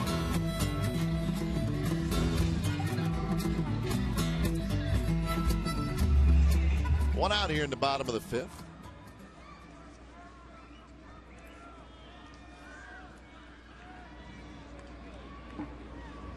Cowgill takes high down in Arlington tonight. Another pitching story for the Texas Rangers is Neftali Feliz made his first major league start. It's a big story for the Rangers, moving their closer into the rotation. And it worked tonight. Neftali Feliz went 7 shutout innings, gave up just 4 hits through 108 pitches, and the Rangers beat the Mariners 1-0. Joe Nathan came in, got the save. Rangers got a run in the second inning, and that was it. And the Mariners scored 4 in the first inning last night against Yu Darvish, and 1 more not much later, maybe the next inning, and haven't scored since. Huh.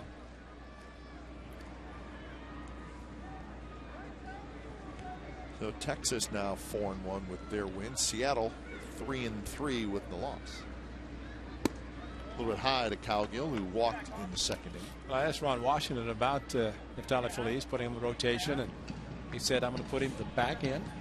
And if we have an off day, let him gradually get into the rotation, building up the arm strength.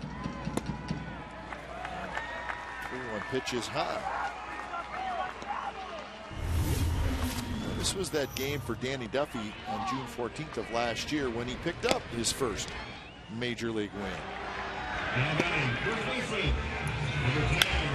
Lucky. Same way tonight. He does. I don't think it's changed much. Maybe put on a pound or two. Maybe got a little older. Yeah. He also pitched September 6th. Pitched into the 7th inning. So he was 4-8 last year. ERA of 5.5. A couple of wins against the Athletics. Here's Derek Barton. The biggest play of the game for the Royals defensively was on Derek Barton in the second inning. He had a long drive to center field that Lorenzo Cain made a terrific play on, and then got it back in, and they were able to double off Cowgill at first base. So Barton 0 for 1, a long out. So you were talking about Ron Washington saying, hey, we'll protect Neftali Feliz some. Yep. Probably a good idea. He's got some good guys to put in the rotation. Gondo went back to the bullpen. He was the rotation last year. Yu Darvish coming over, and the Rangers was able to sign him, posting fee plus be able to sign him.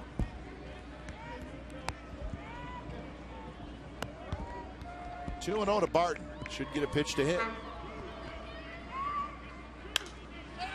And he did, and he popped it up high into the rainy sky. Stockus at third has it. So that's out number 2 here in the 5th inning.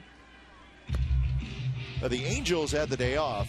They are in Minnesota. They had the Twins home opener yesterday and won. And that's scheduling that they do with the day off after the team's home opener. In bad weather cities this time of year, in case the home opener does get rained out. Tough to predict the weather, though. They're doing that in Colorado as well, where the Rockies and the Giants opened up yesterday, off day today. And I talked to my brother, and he said, you could not ask for nicer weather in Denver today. I know. And we don't have a game. It was 70 degrees, sunshine, and here it's raining.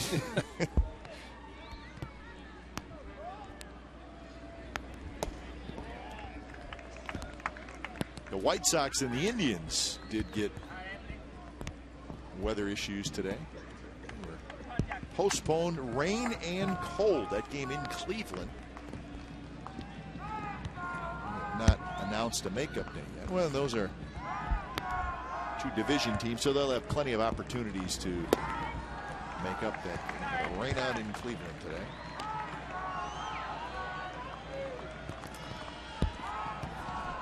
Good to see Adam Dunn swinging the bat a little better, and he had a home run the opening day last year. This year, as we mentioned, but he's got to be happy that last year is over and start a new season.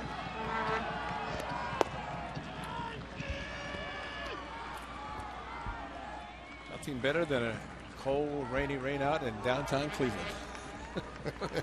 Oh man. I've been there during the summer. I've been there during the winter, and it can get ugly regardless of when you're there.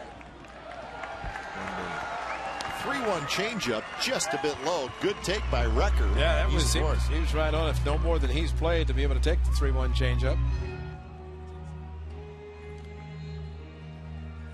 But it says a lot, you know, for Duffy, and Dave Allen's going to pay him a visit, but Duffy's fastball has been spectacular, and not a lot of movement as you would typically see from a left-hander, but sharp curveball, but not a lot of changeups, and definitely saw one to Recker. And maybe that shocked him, thinking, you know, no more than he's played.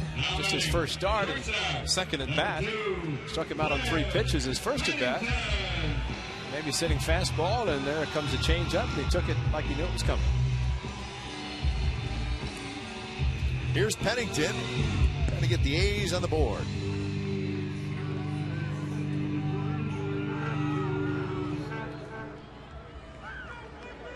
So good speed with Cowgill at second. Recker at first. Pennington with a double to right center in the third. Still the only hit in the game for the Athletics. Fastball right there.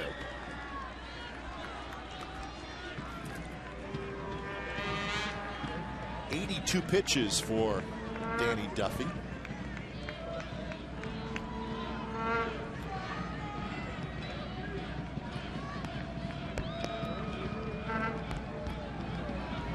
Last year, Duffy was actually on a pitch called a strike outside.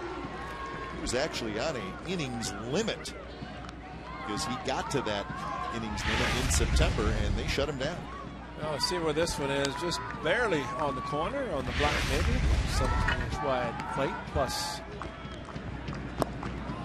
Big breaking ball. Pennington strikes out. He's probably not happy with the 0-1 pitch, but it is strikeout number 6 for Danny Duffy.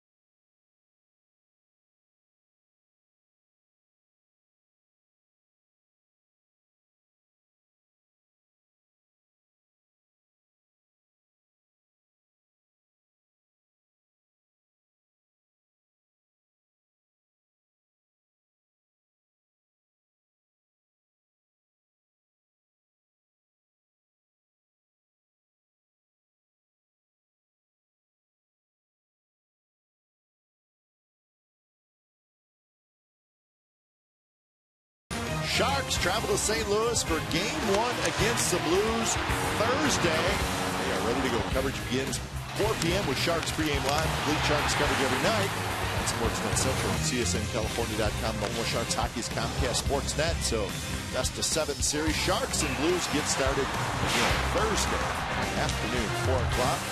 So game 1 on Thursday, game 2 on Saturday afternoon, also at 4, also in St. Louis, and then games 3 and 4 will be back in San Jose Monday and Thursday of next week. So good luck to the Sharks. 7th seed in the Western Conference, playing the 2 seed St. Louis Blues. Billy Butler to lead it off against Graham Godfrey in the 6th inning. Butler got that 2-run 4th inning started with a double. He's 1 for 6 in the series. And he is 4 for 17 on the year. That one bounced right over the bag, over Godfrey's head, and then over the bag. And Butler is 2 for 3. So hit number 6 for Kansas City. Just a very good hitter and got a high fastball, and the OPFP right back over the head of Graham Godfrey and could not handle the pitch or the ground ball. So Butler again starts it. I still think you can look at a 25-30 home run guy. It's just what does he do the other 550 plate appearances, and Butler is proof that he can do something besides just home runs. Francoeur rips one foul. He got a breaking ball on the first pitch. Swing like that on a first pitch breaking ball, it makes you think he was looking for it.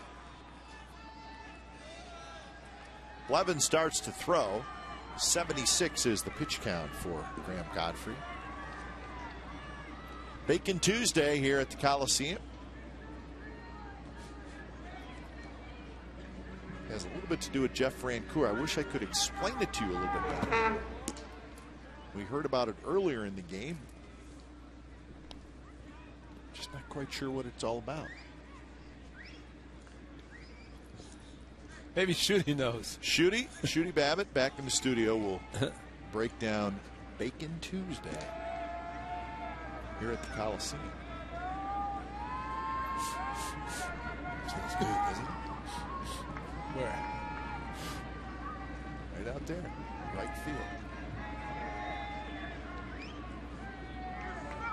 Francoeur is 2 for 2, 2 singles. He scored a run. Swing and a miss. Chased a bad pitch. 1-2.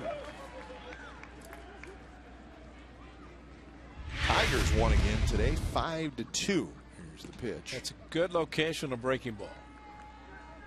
Started outside, went even farther outside. Never like to see a hitter be able to adjust on a good breaking ball.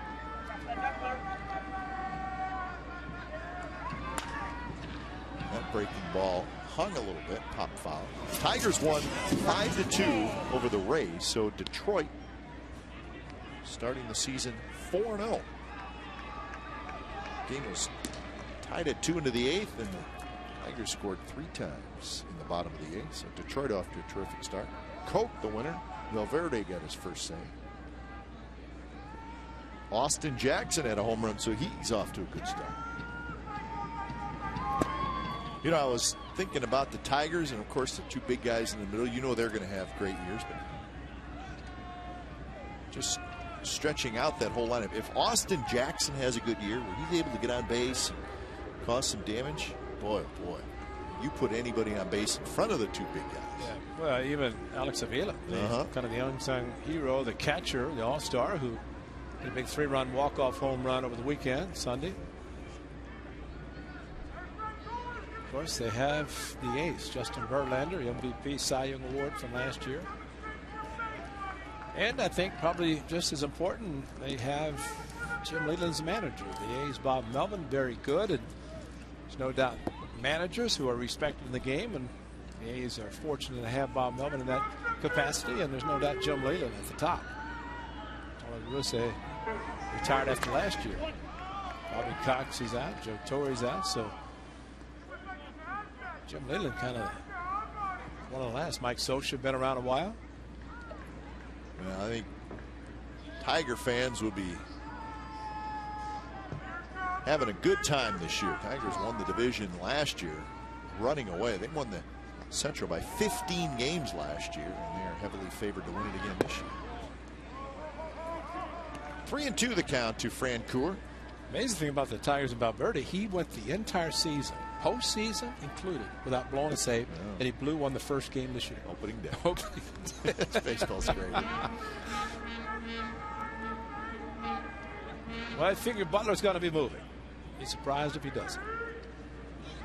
Takes off, swing and a miss. Recker's throw is there. Weeks hangs on, and it's a strike him out, throw him out, double play. So Anthony Recker comes up throwing. He had just enough time, and he gets Butler. Well, first of all, you have to get the strikeout, which they got, and then Jamal Wicks, a great job of staying in. That ball just kind of drifted into the base runner. And Jamal Weeks, probably a little bit lighter than the big old Billy Butler running to second base. Yeah, I'm not sure I like Jamal's chances in that collision. But he's smart. Yeah, the collision, no, but to make the play, the tag, and get the heck out of there. Excellent play by Jamal. Here's Mike Moustakas. Drives one toward right. Cowgill back. Warning track. Reaches up. Makes the catch. Side retired. Leadoff single. But no damage done as strike him out, throw him on, double play. A big piece of that inning. Bottom of the sixth coming up.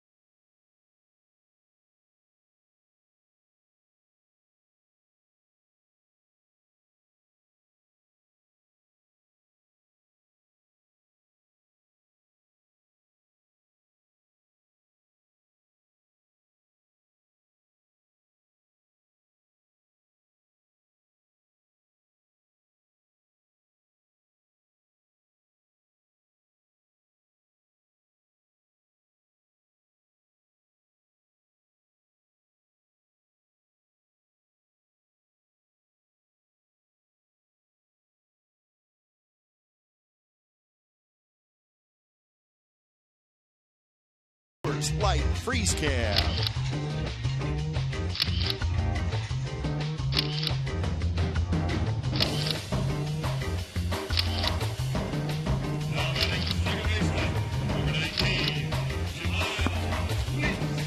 Coors Light Freeze Cam is brought to you by Frostproof. Coors Light is the world's most refreshing beer. Well, I thought the fingernails would be in there for the Coors Light Freeze Cam. You know, showing the catcher. Well, what you did see is lots of raindrops. Well, Delaire said that was last night, but we showed it tonight. So that could qualify.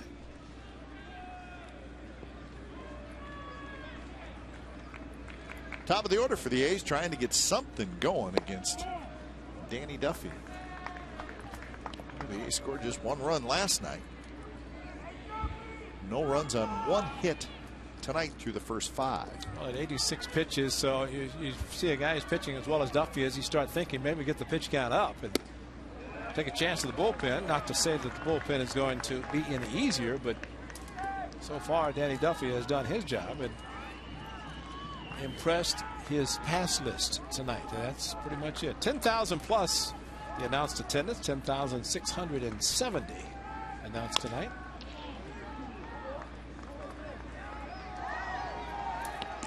We are going to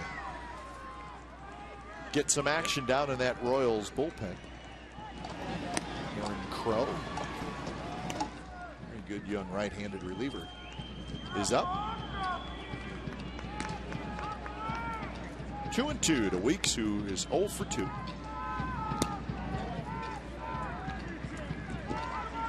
Fouled out to first and grounded to second, so he's hit a couple balls to the right side against Danny Duffy. Jerry Blevins not up last inning, and now Brian Fuentes is up. I think Blevins was up previously. Popped up. Again in foul territory is Hosmer, and he hangs with it, and he makes the catch. So Weeks has fouled out to the first baseman twice in this game. Now batting, left fielder, number 4. So here's Coco Crisp. The Yankees won tonight 5-4. They had to go to extra innings in Baltimore, 12 innings to be exact. And Raul Ibanez, their offseason acquisition after the Phillies decided not to bring him back. And the Yankees got him for a very, very small amount for the veteran Raul Ibanez, and uses the left-handed DH. We're going to see Raul Ibanez if he's healthy. We're going to look at his numbers in September and go, wow, he's really had a good year. That's my call. He always does. He does. He's a good player still, and now playing in New York.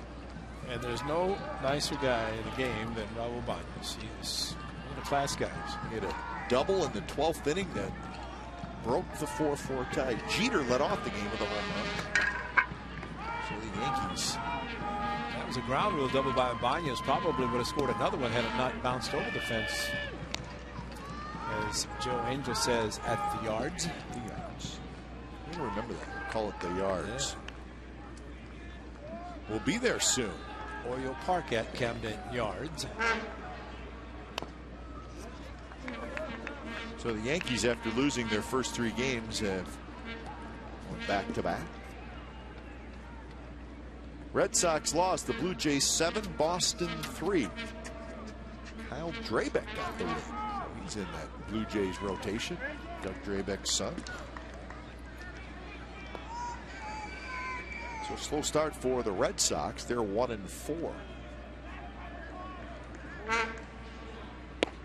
Fastball, swing and a miss by Crisp. Well, A's fans come to the Coliseum Sunday, April the 22nd, when the A's play the Indians. 7,500 kids will receive an A's mini license plate, and it's driven by Chevrolet. Let your kids show they're the #1 A's fans on the block. For more information and tickets, go to oaklandathletics.com/tickets. Get Jack one of those mini license plates for his bicycle. Just got a new bike, so he's psyched. Put a mini A's license plate on it and can ride around the block. And I wouldn't think he's going to ride to school, but around the block would be He fun. wants to, but that's probably not going to be allowed. I don't think so. Cespedes, a walk and a fly out. 0 for 1.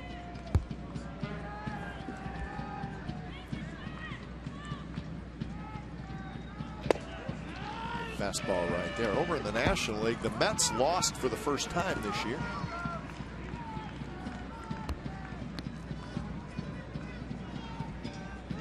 Houston beat the Mets. Just foul. St. Louis won again. They're off to a terrific start. They are 5-1. Defending world champs. New manager Mike Matheny. The Astros right behind him. The Houston Astros will be moving to the American League West division next year. Yeah, we don't want them to get too good just yet, do we? Come on. So we'll be going to Houston next year. They're going to get good because they've got one of those big contracts for TV coming up yes, pretty they soon do. as well. They got a biggie that's going to start. So they'll be in pretty good shape financially. Breaking ball stays high. 2-2 to Cespedes. Quintero that time put his catcher's mitt on the ground. Wanted the curveball from Duffy. In the dirt, on the ground. And Duffy a little bit upset with himself for not getting it down. Hung one, but hung it up too high. I wonder if he might have slipped a little bit because he's doing a lot of stretching behind the dugout, the pitcher's mound.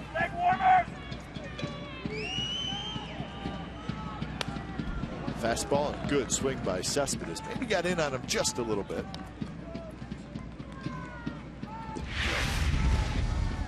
Well, the bat speed's there, and good at bat for him, but he's got the count of 2-2 and fouled one straight back. That's always a good sign. That one down the left field line. It is just foul.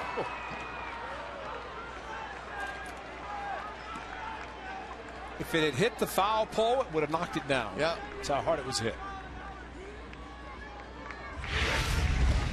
Tried to go back inside with the same fastball and left it out. He just hooked it a little bit too much.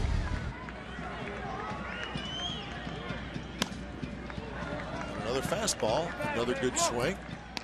They keep challenging him and let him keep extending his arms, flirting with danger.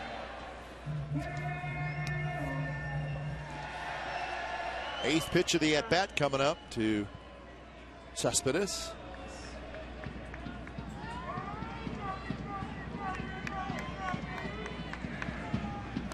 And you had a feeling at some point he was going to get the breaking ball, and he got one there. Swings and misses. 8 strikeouts for Danny Duffy, 2 here in the 6th inning. We're on to the 7th. We got an argument.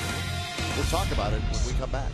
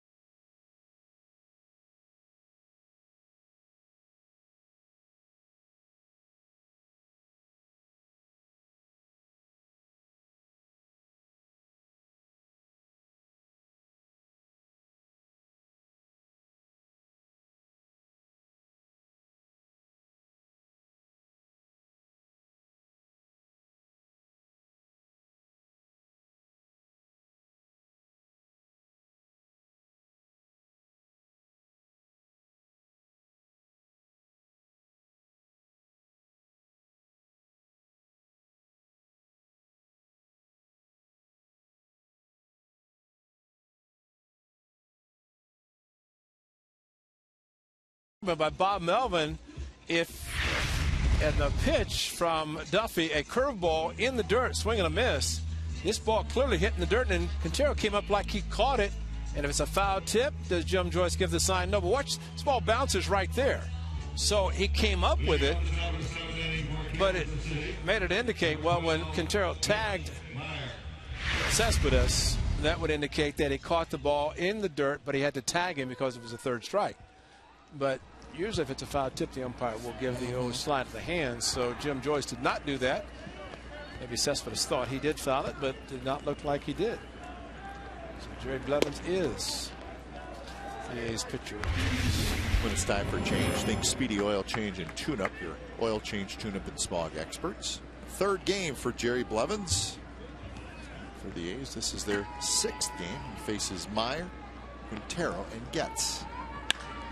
That one's hit to right, and it's hit well. Cowgill is at the wall, and that baby is gone. Mitch Meyer with a solo home run. 3-0 Kansas City.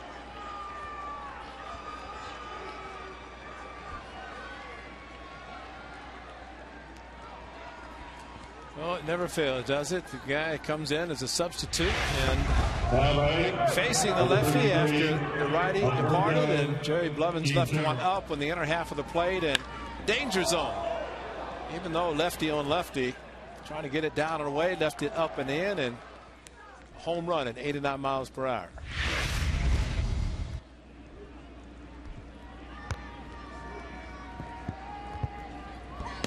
So here's Berto Quintero. For the Royals, that's their 5th home run on the season, and this is their 5th game.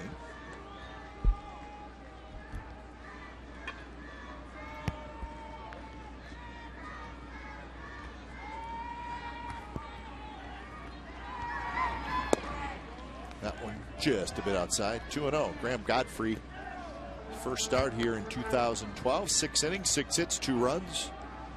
Walked and a strikeout, so pretty good outing for Godfrey. 85 pitches.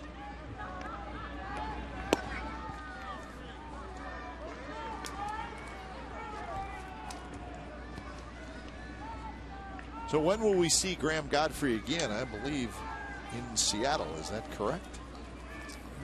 Sunday, according to the A's notes. It would be Godfrey. So the walk to Quintero. Jerry Blevins has come in, gave up a home run and a walk. Now batting, number 17, Chris. So here's the 9th man in the order, Chris Getz.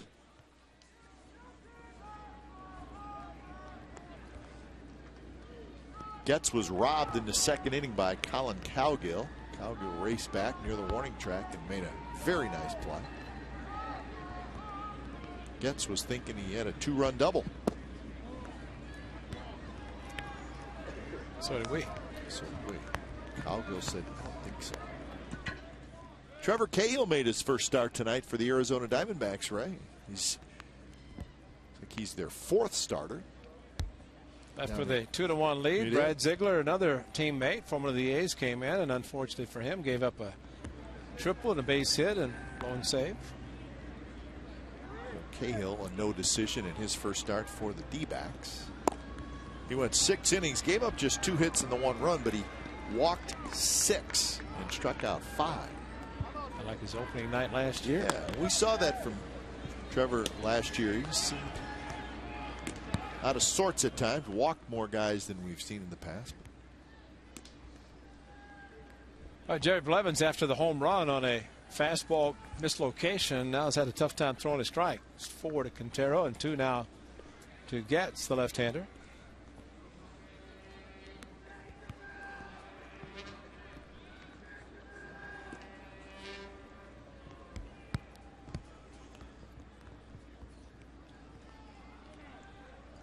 Top of the order, Alex Gordon will be next. Short lead by Quintero. He's not going anywhere at first. And the 2-0 pitches in first time. Andrew Kerrigan is warming up out in the A's bullpen. Umpires call time as the loose ball out in the bullpen.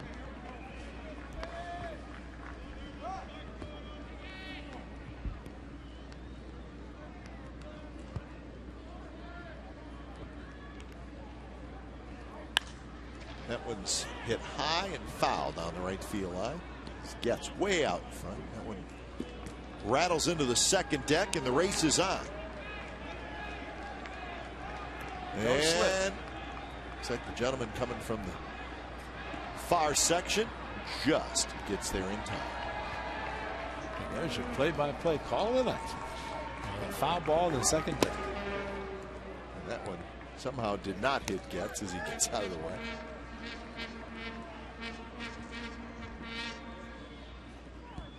Well, there's running the stairs for exercise and there's running the stairs for foul balls. But a much different pace because you're running for a foul ball. Who knows how you might land. If you're Danny Duffy and running the stairs, you pace it. Weeks backhand, juggles, tries to pick it up and then rolls it to Pennington and they get the out. That would be called hanging with it, and they get the out at 2nd base. Well, it might have been too slippery to try to pick up and flip, so he just kind of used his hand. Nice play to keep the ball from going into center field. Quintero, though, was not even going to think about sliding, just ran right through the bag. And so Jamal Weeks knocked it down. And Gordon. That's a great play. That's a very good play.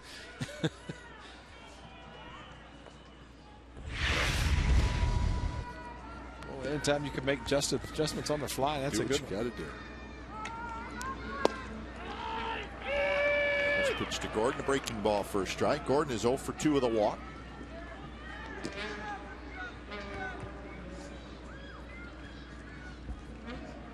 For 16 to start the season.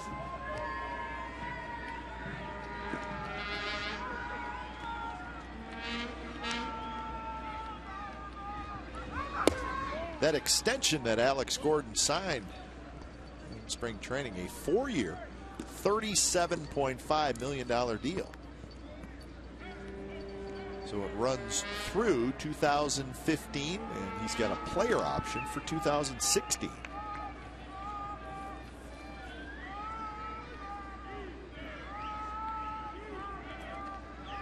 Actually a day of extensions today. You see players getting locked up long term today. Ian Kinsler with the Rangers signed a 5-year, $75 million deal. That runs through 2017. So Kinsler's going to be around. Well, what did you say Cano will get from the Yankees? Well, that's what based we on that. about. Yeah. Cano will be a free agent after 2013. So he's going to look at that and go, well, that would be, I guess, a starting point. $15 million a year. If you think about it, with Teixeira at first, Jeter at short, A-Rod at third. Now you put Cano in there. $20 million year for everybody, and 30 for A-Rod. Brandon Phillips from the Cincinnati Reds, another very fine second baseman. He signed an extension today, 6 years, $72 million. Wow.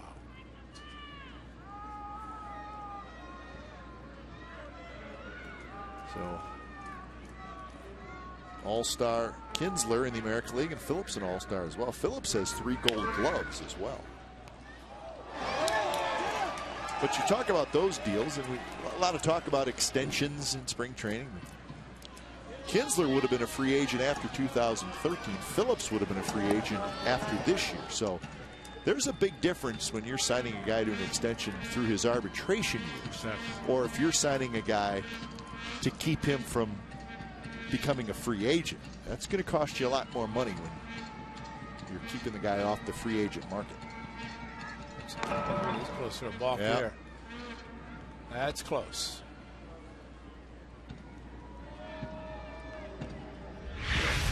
Well, look at the angle. Jerry Blevins floated a little danger with the angle. Of course, first base umpire looking right at that balk of Bob Davidson. It would have been a balk. My goodness. Swing and a miss on a breaking ball. Gordon strikes out. So that's the second out here in the 7th inning. Well, good curveball. Jerry starting it right at the hitter, and Gordon stayed with it, but too sharp of a break. And no contact, so he is still looking for his first hit. 0 for 3 tonight after a leadoff walk. Now batting, number 2, Alcides Escobar. So here's Alcides Escobar. Well, Alex Gordon, not only did they compare him to George Brett, they gave him a number 1 less than the retired number 5 by Brett. Well, we're talking about these extensions and how much it costs teams. But Carlos Santana, catcher first baseman for the Indians, very good young player. He got an extension today, 5 years, $21 million. You see, that's arbitration. But there's your difference in the amount of money being spent, because you're right, Carlos Santana, by signing him, you're signing the arbitration years as opposed to keeping a guy off the free agent market. So there's a big difference. Well, Cleveland knows how. They started it in the 90s, the first really to start locking up players through the arbitration years and maybe a year or two of free agency. And Kansas City, not surprised they are doing that. They're kind of in a small market. Can't take a chance on letting players go to arbitration, and who knows how many times they'll double or triple salaries just because of the eligibility. I think if you're a fan, Ray, and you start looking at how much contracts are worth, I think to really get a better understanding of it, you should look at the players' service time and where they're at service time wise. And then you'll understand why some guys are getting $70 million, other guys are getting $20 million. They're going to get Getz. Just picked him off. So Blevins gets out of the inning, but he gives up the home run to Mitch Meyer, a solo shot. 7th inning stretch, 3-0 Kansas City.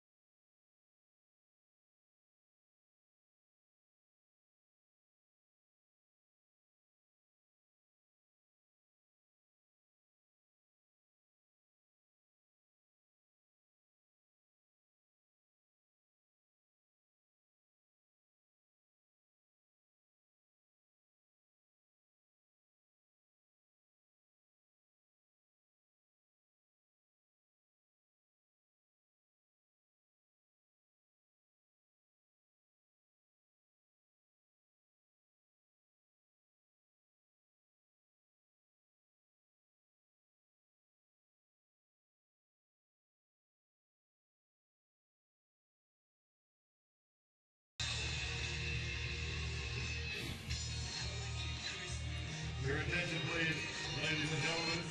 Bottom of the 7th inning. A's trailing 3-0 to the Kansas City Royals, but at least they won't have to deal with the lefty Danny Duffy anymore. Duffy is out of the game after 6 shutout innings, giving up just the 1 hit. When it's time for a change, think Speedy Oil Change and Tune-Up. Your oil change tune-up and smog experts. Aaron Crow comes in, his 3rd appearance. So Crow here in the 7th. Another power arm out of the bullpen for Ned Yost. Mid-90s fastball.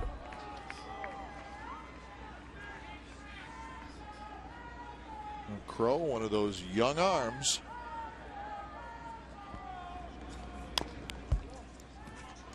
He's 25 years old, Aaron Crow.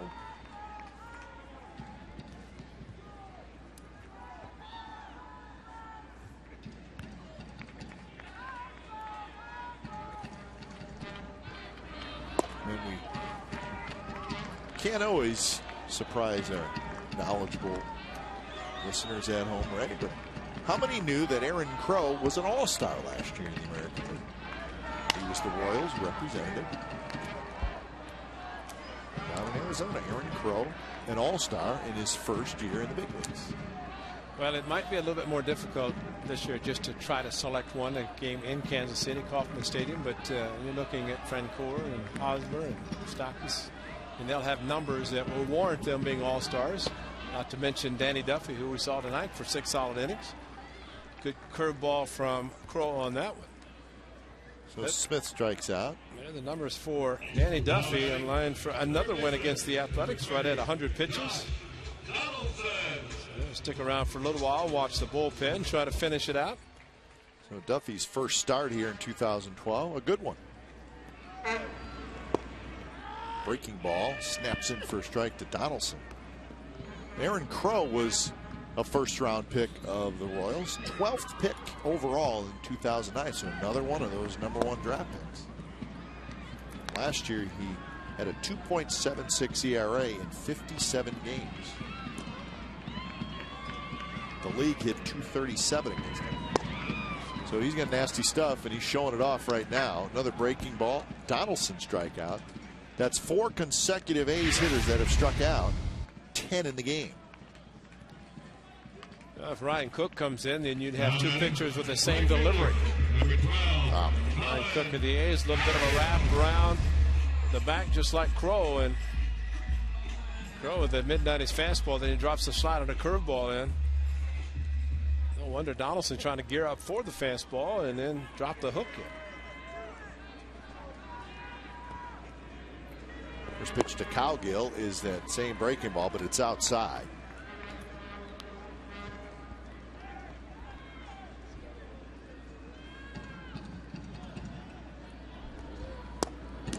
Crow pitched just 1 year in the minor leagues. That was 2010, and he did it as a starter.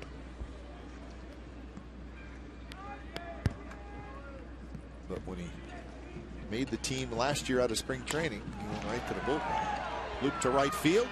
Charging hard is Francoeur. On the run makes the catch, and Aaron Crow with a 3-up for down inning and a couple of strikeouts. 3-0 after 7.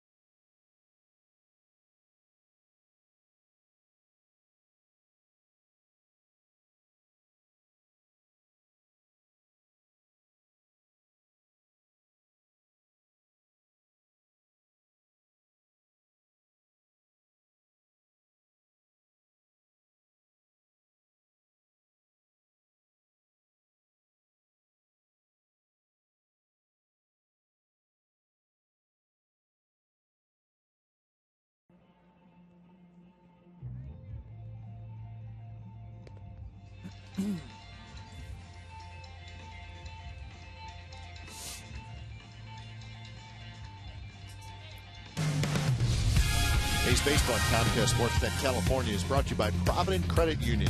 Provident Credit Union's Super Reward Checking is better than free. They pay you. 8th inning from the O.Co Coliseum. The rain actually coming down what looks like to be a little bit harder right now. We've got 7 in. The Royals leading 3-0. Number 2, Lexi. So Escobar is going to lead it off, and he's going to face the 3rd pitcher of the night for the Athletics. It's Andrew Kerrigan. When it's time for change, think speedy oil change and tune-up. Your oil change, tune-up, and smog experts. So the hard-throwing right-hander Kerrigan comes in. First pitch right on the outside corner for a strike. 3rd appearance for Kerrigan. He took the loss in the first game of the year in Tokyo. Yes, he did. Followed by his curveball to Brendan Ryan in the 11th inning, leading off the inning with 2 strikes, and kind of tumbled it and ended up in left center for a double. But he's got a great fastball, and the breaking pitch, his curveball, is one that should be thrown hard and down, even if he bounces it, to have this type of success. But when he has the power arm that he has, there's no reason not to throw it hard, which he normally does. So Escobar's retired, and here's Hosmer. Fastball inside corner strike. Andrew Kerrigan is 25 years old. He was the 5th round pick of the A's in 2007.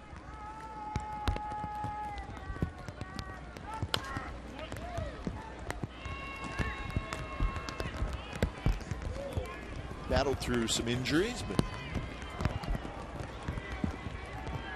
opening day roster for the first time in his career. So in 6 games last year, the bat goes sailing on the swing and a miss from Hosmer, so it's a strikeout. And it is getting ugly, folks. It's coming down harder, and now you can start to see the up here the glaze on the infield. They call it for the tarp, and the glaze on the infield, and that's usually a telltale sign. Now I don't know that they can see it from obviously down there. We can certainly see it from up here, and that means the water's not soaking in anymore. It's just kind of sitting on top, and that's not a good sign. No, not a good sign is seeing the tarp being rolled out because it is heavy. Calling for reinforcements, and here they go. Well, I don't think there's any doubt, just looking up into the sky, Ray, that this is the hardest that it's rained during the game so far tonight. So at 10:02, we're going to have a rain delay. It's going to happen in the top of the 8th inning with 2 outs and nobody on, and the Royals leading 3-0. So quickly the tarp goes on the field. So we're going to take a break. Come back to the O.co in a moment. 3-0. The tarp is going back on the field.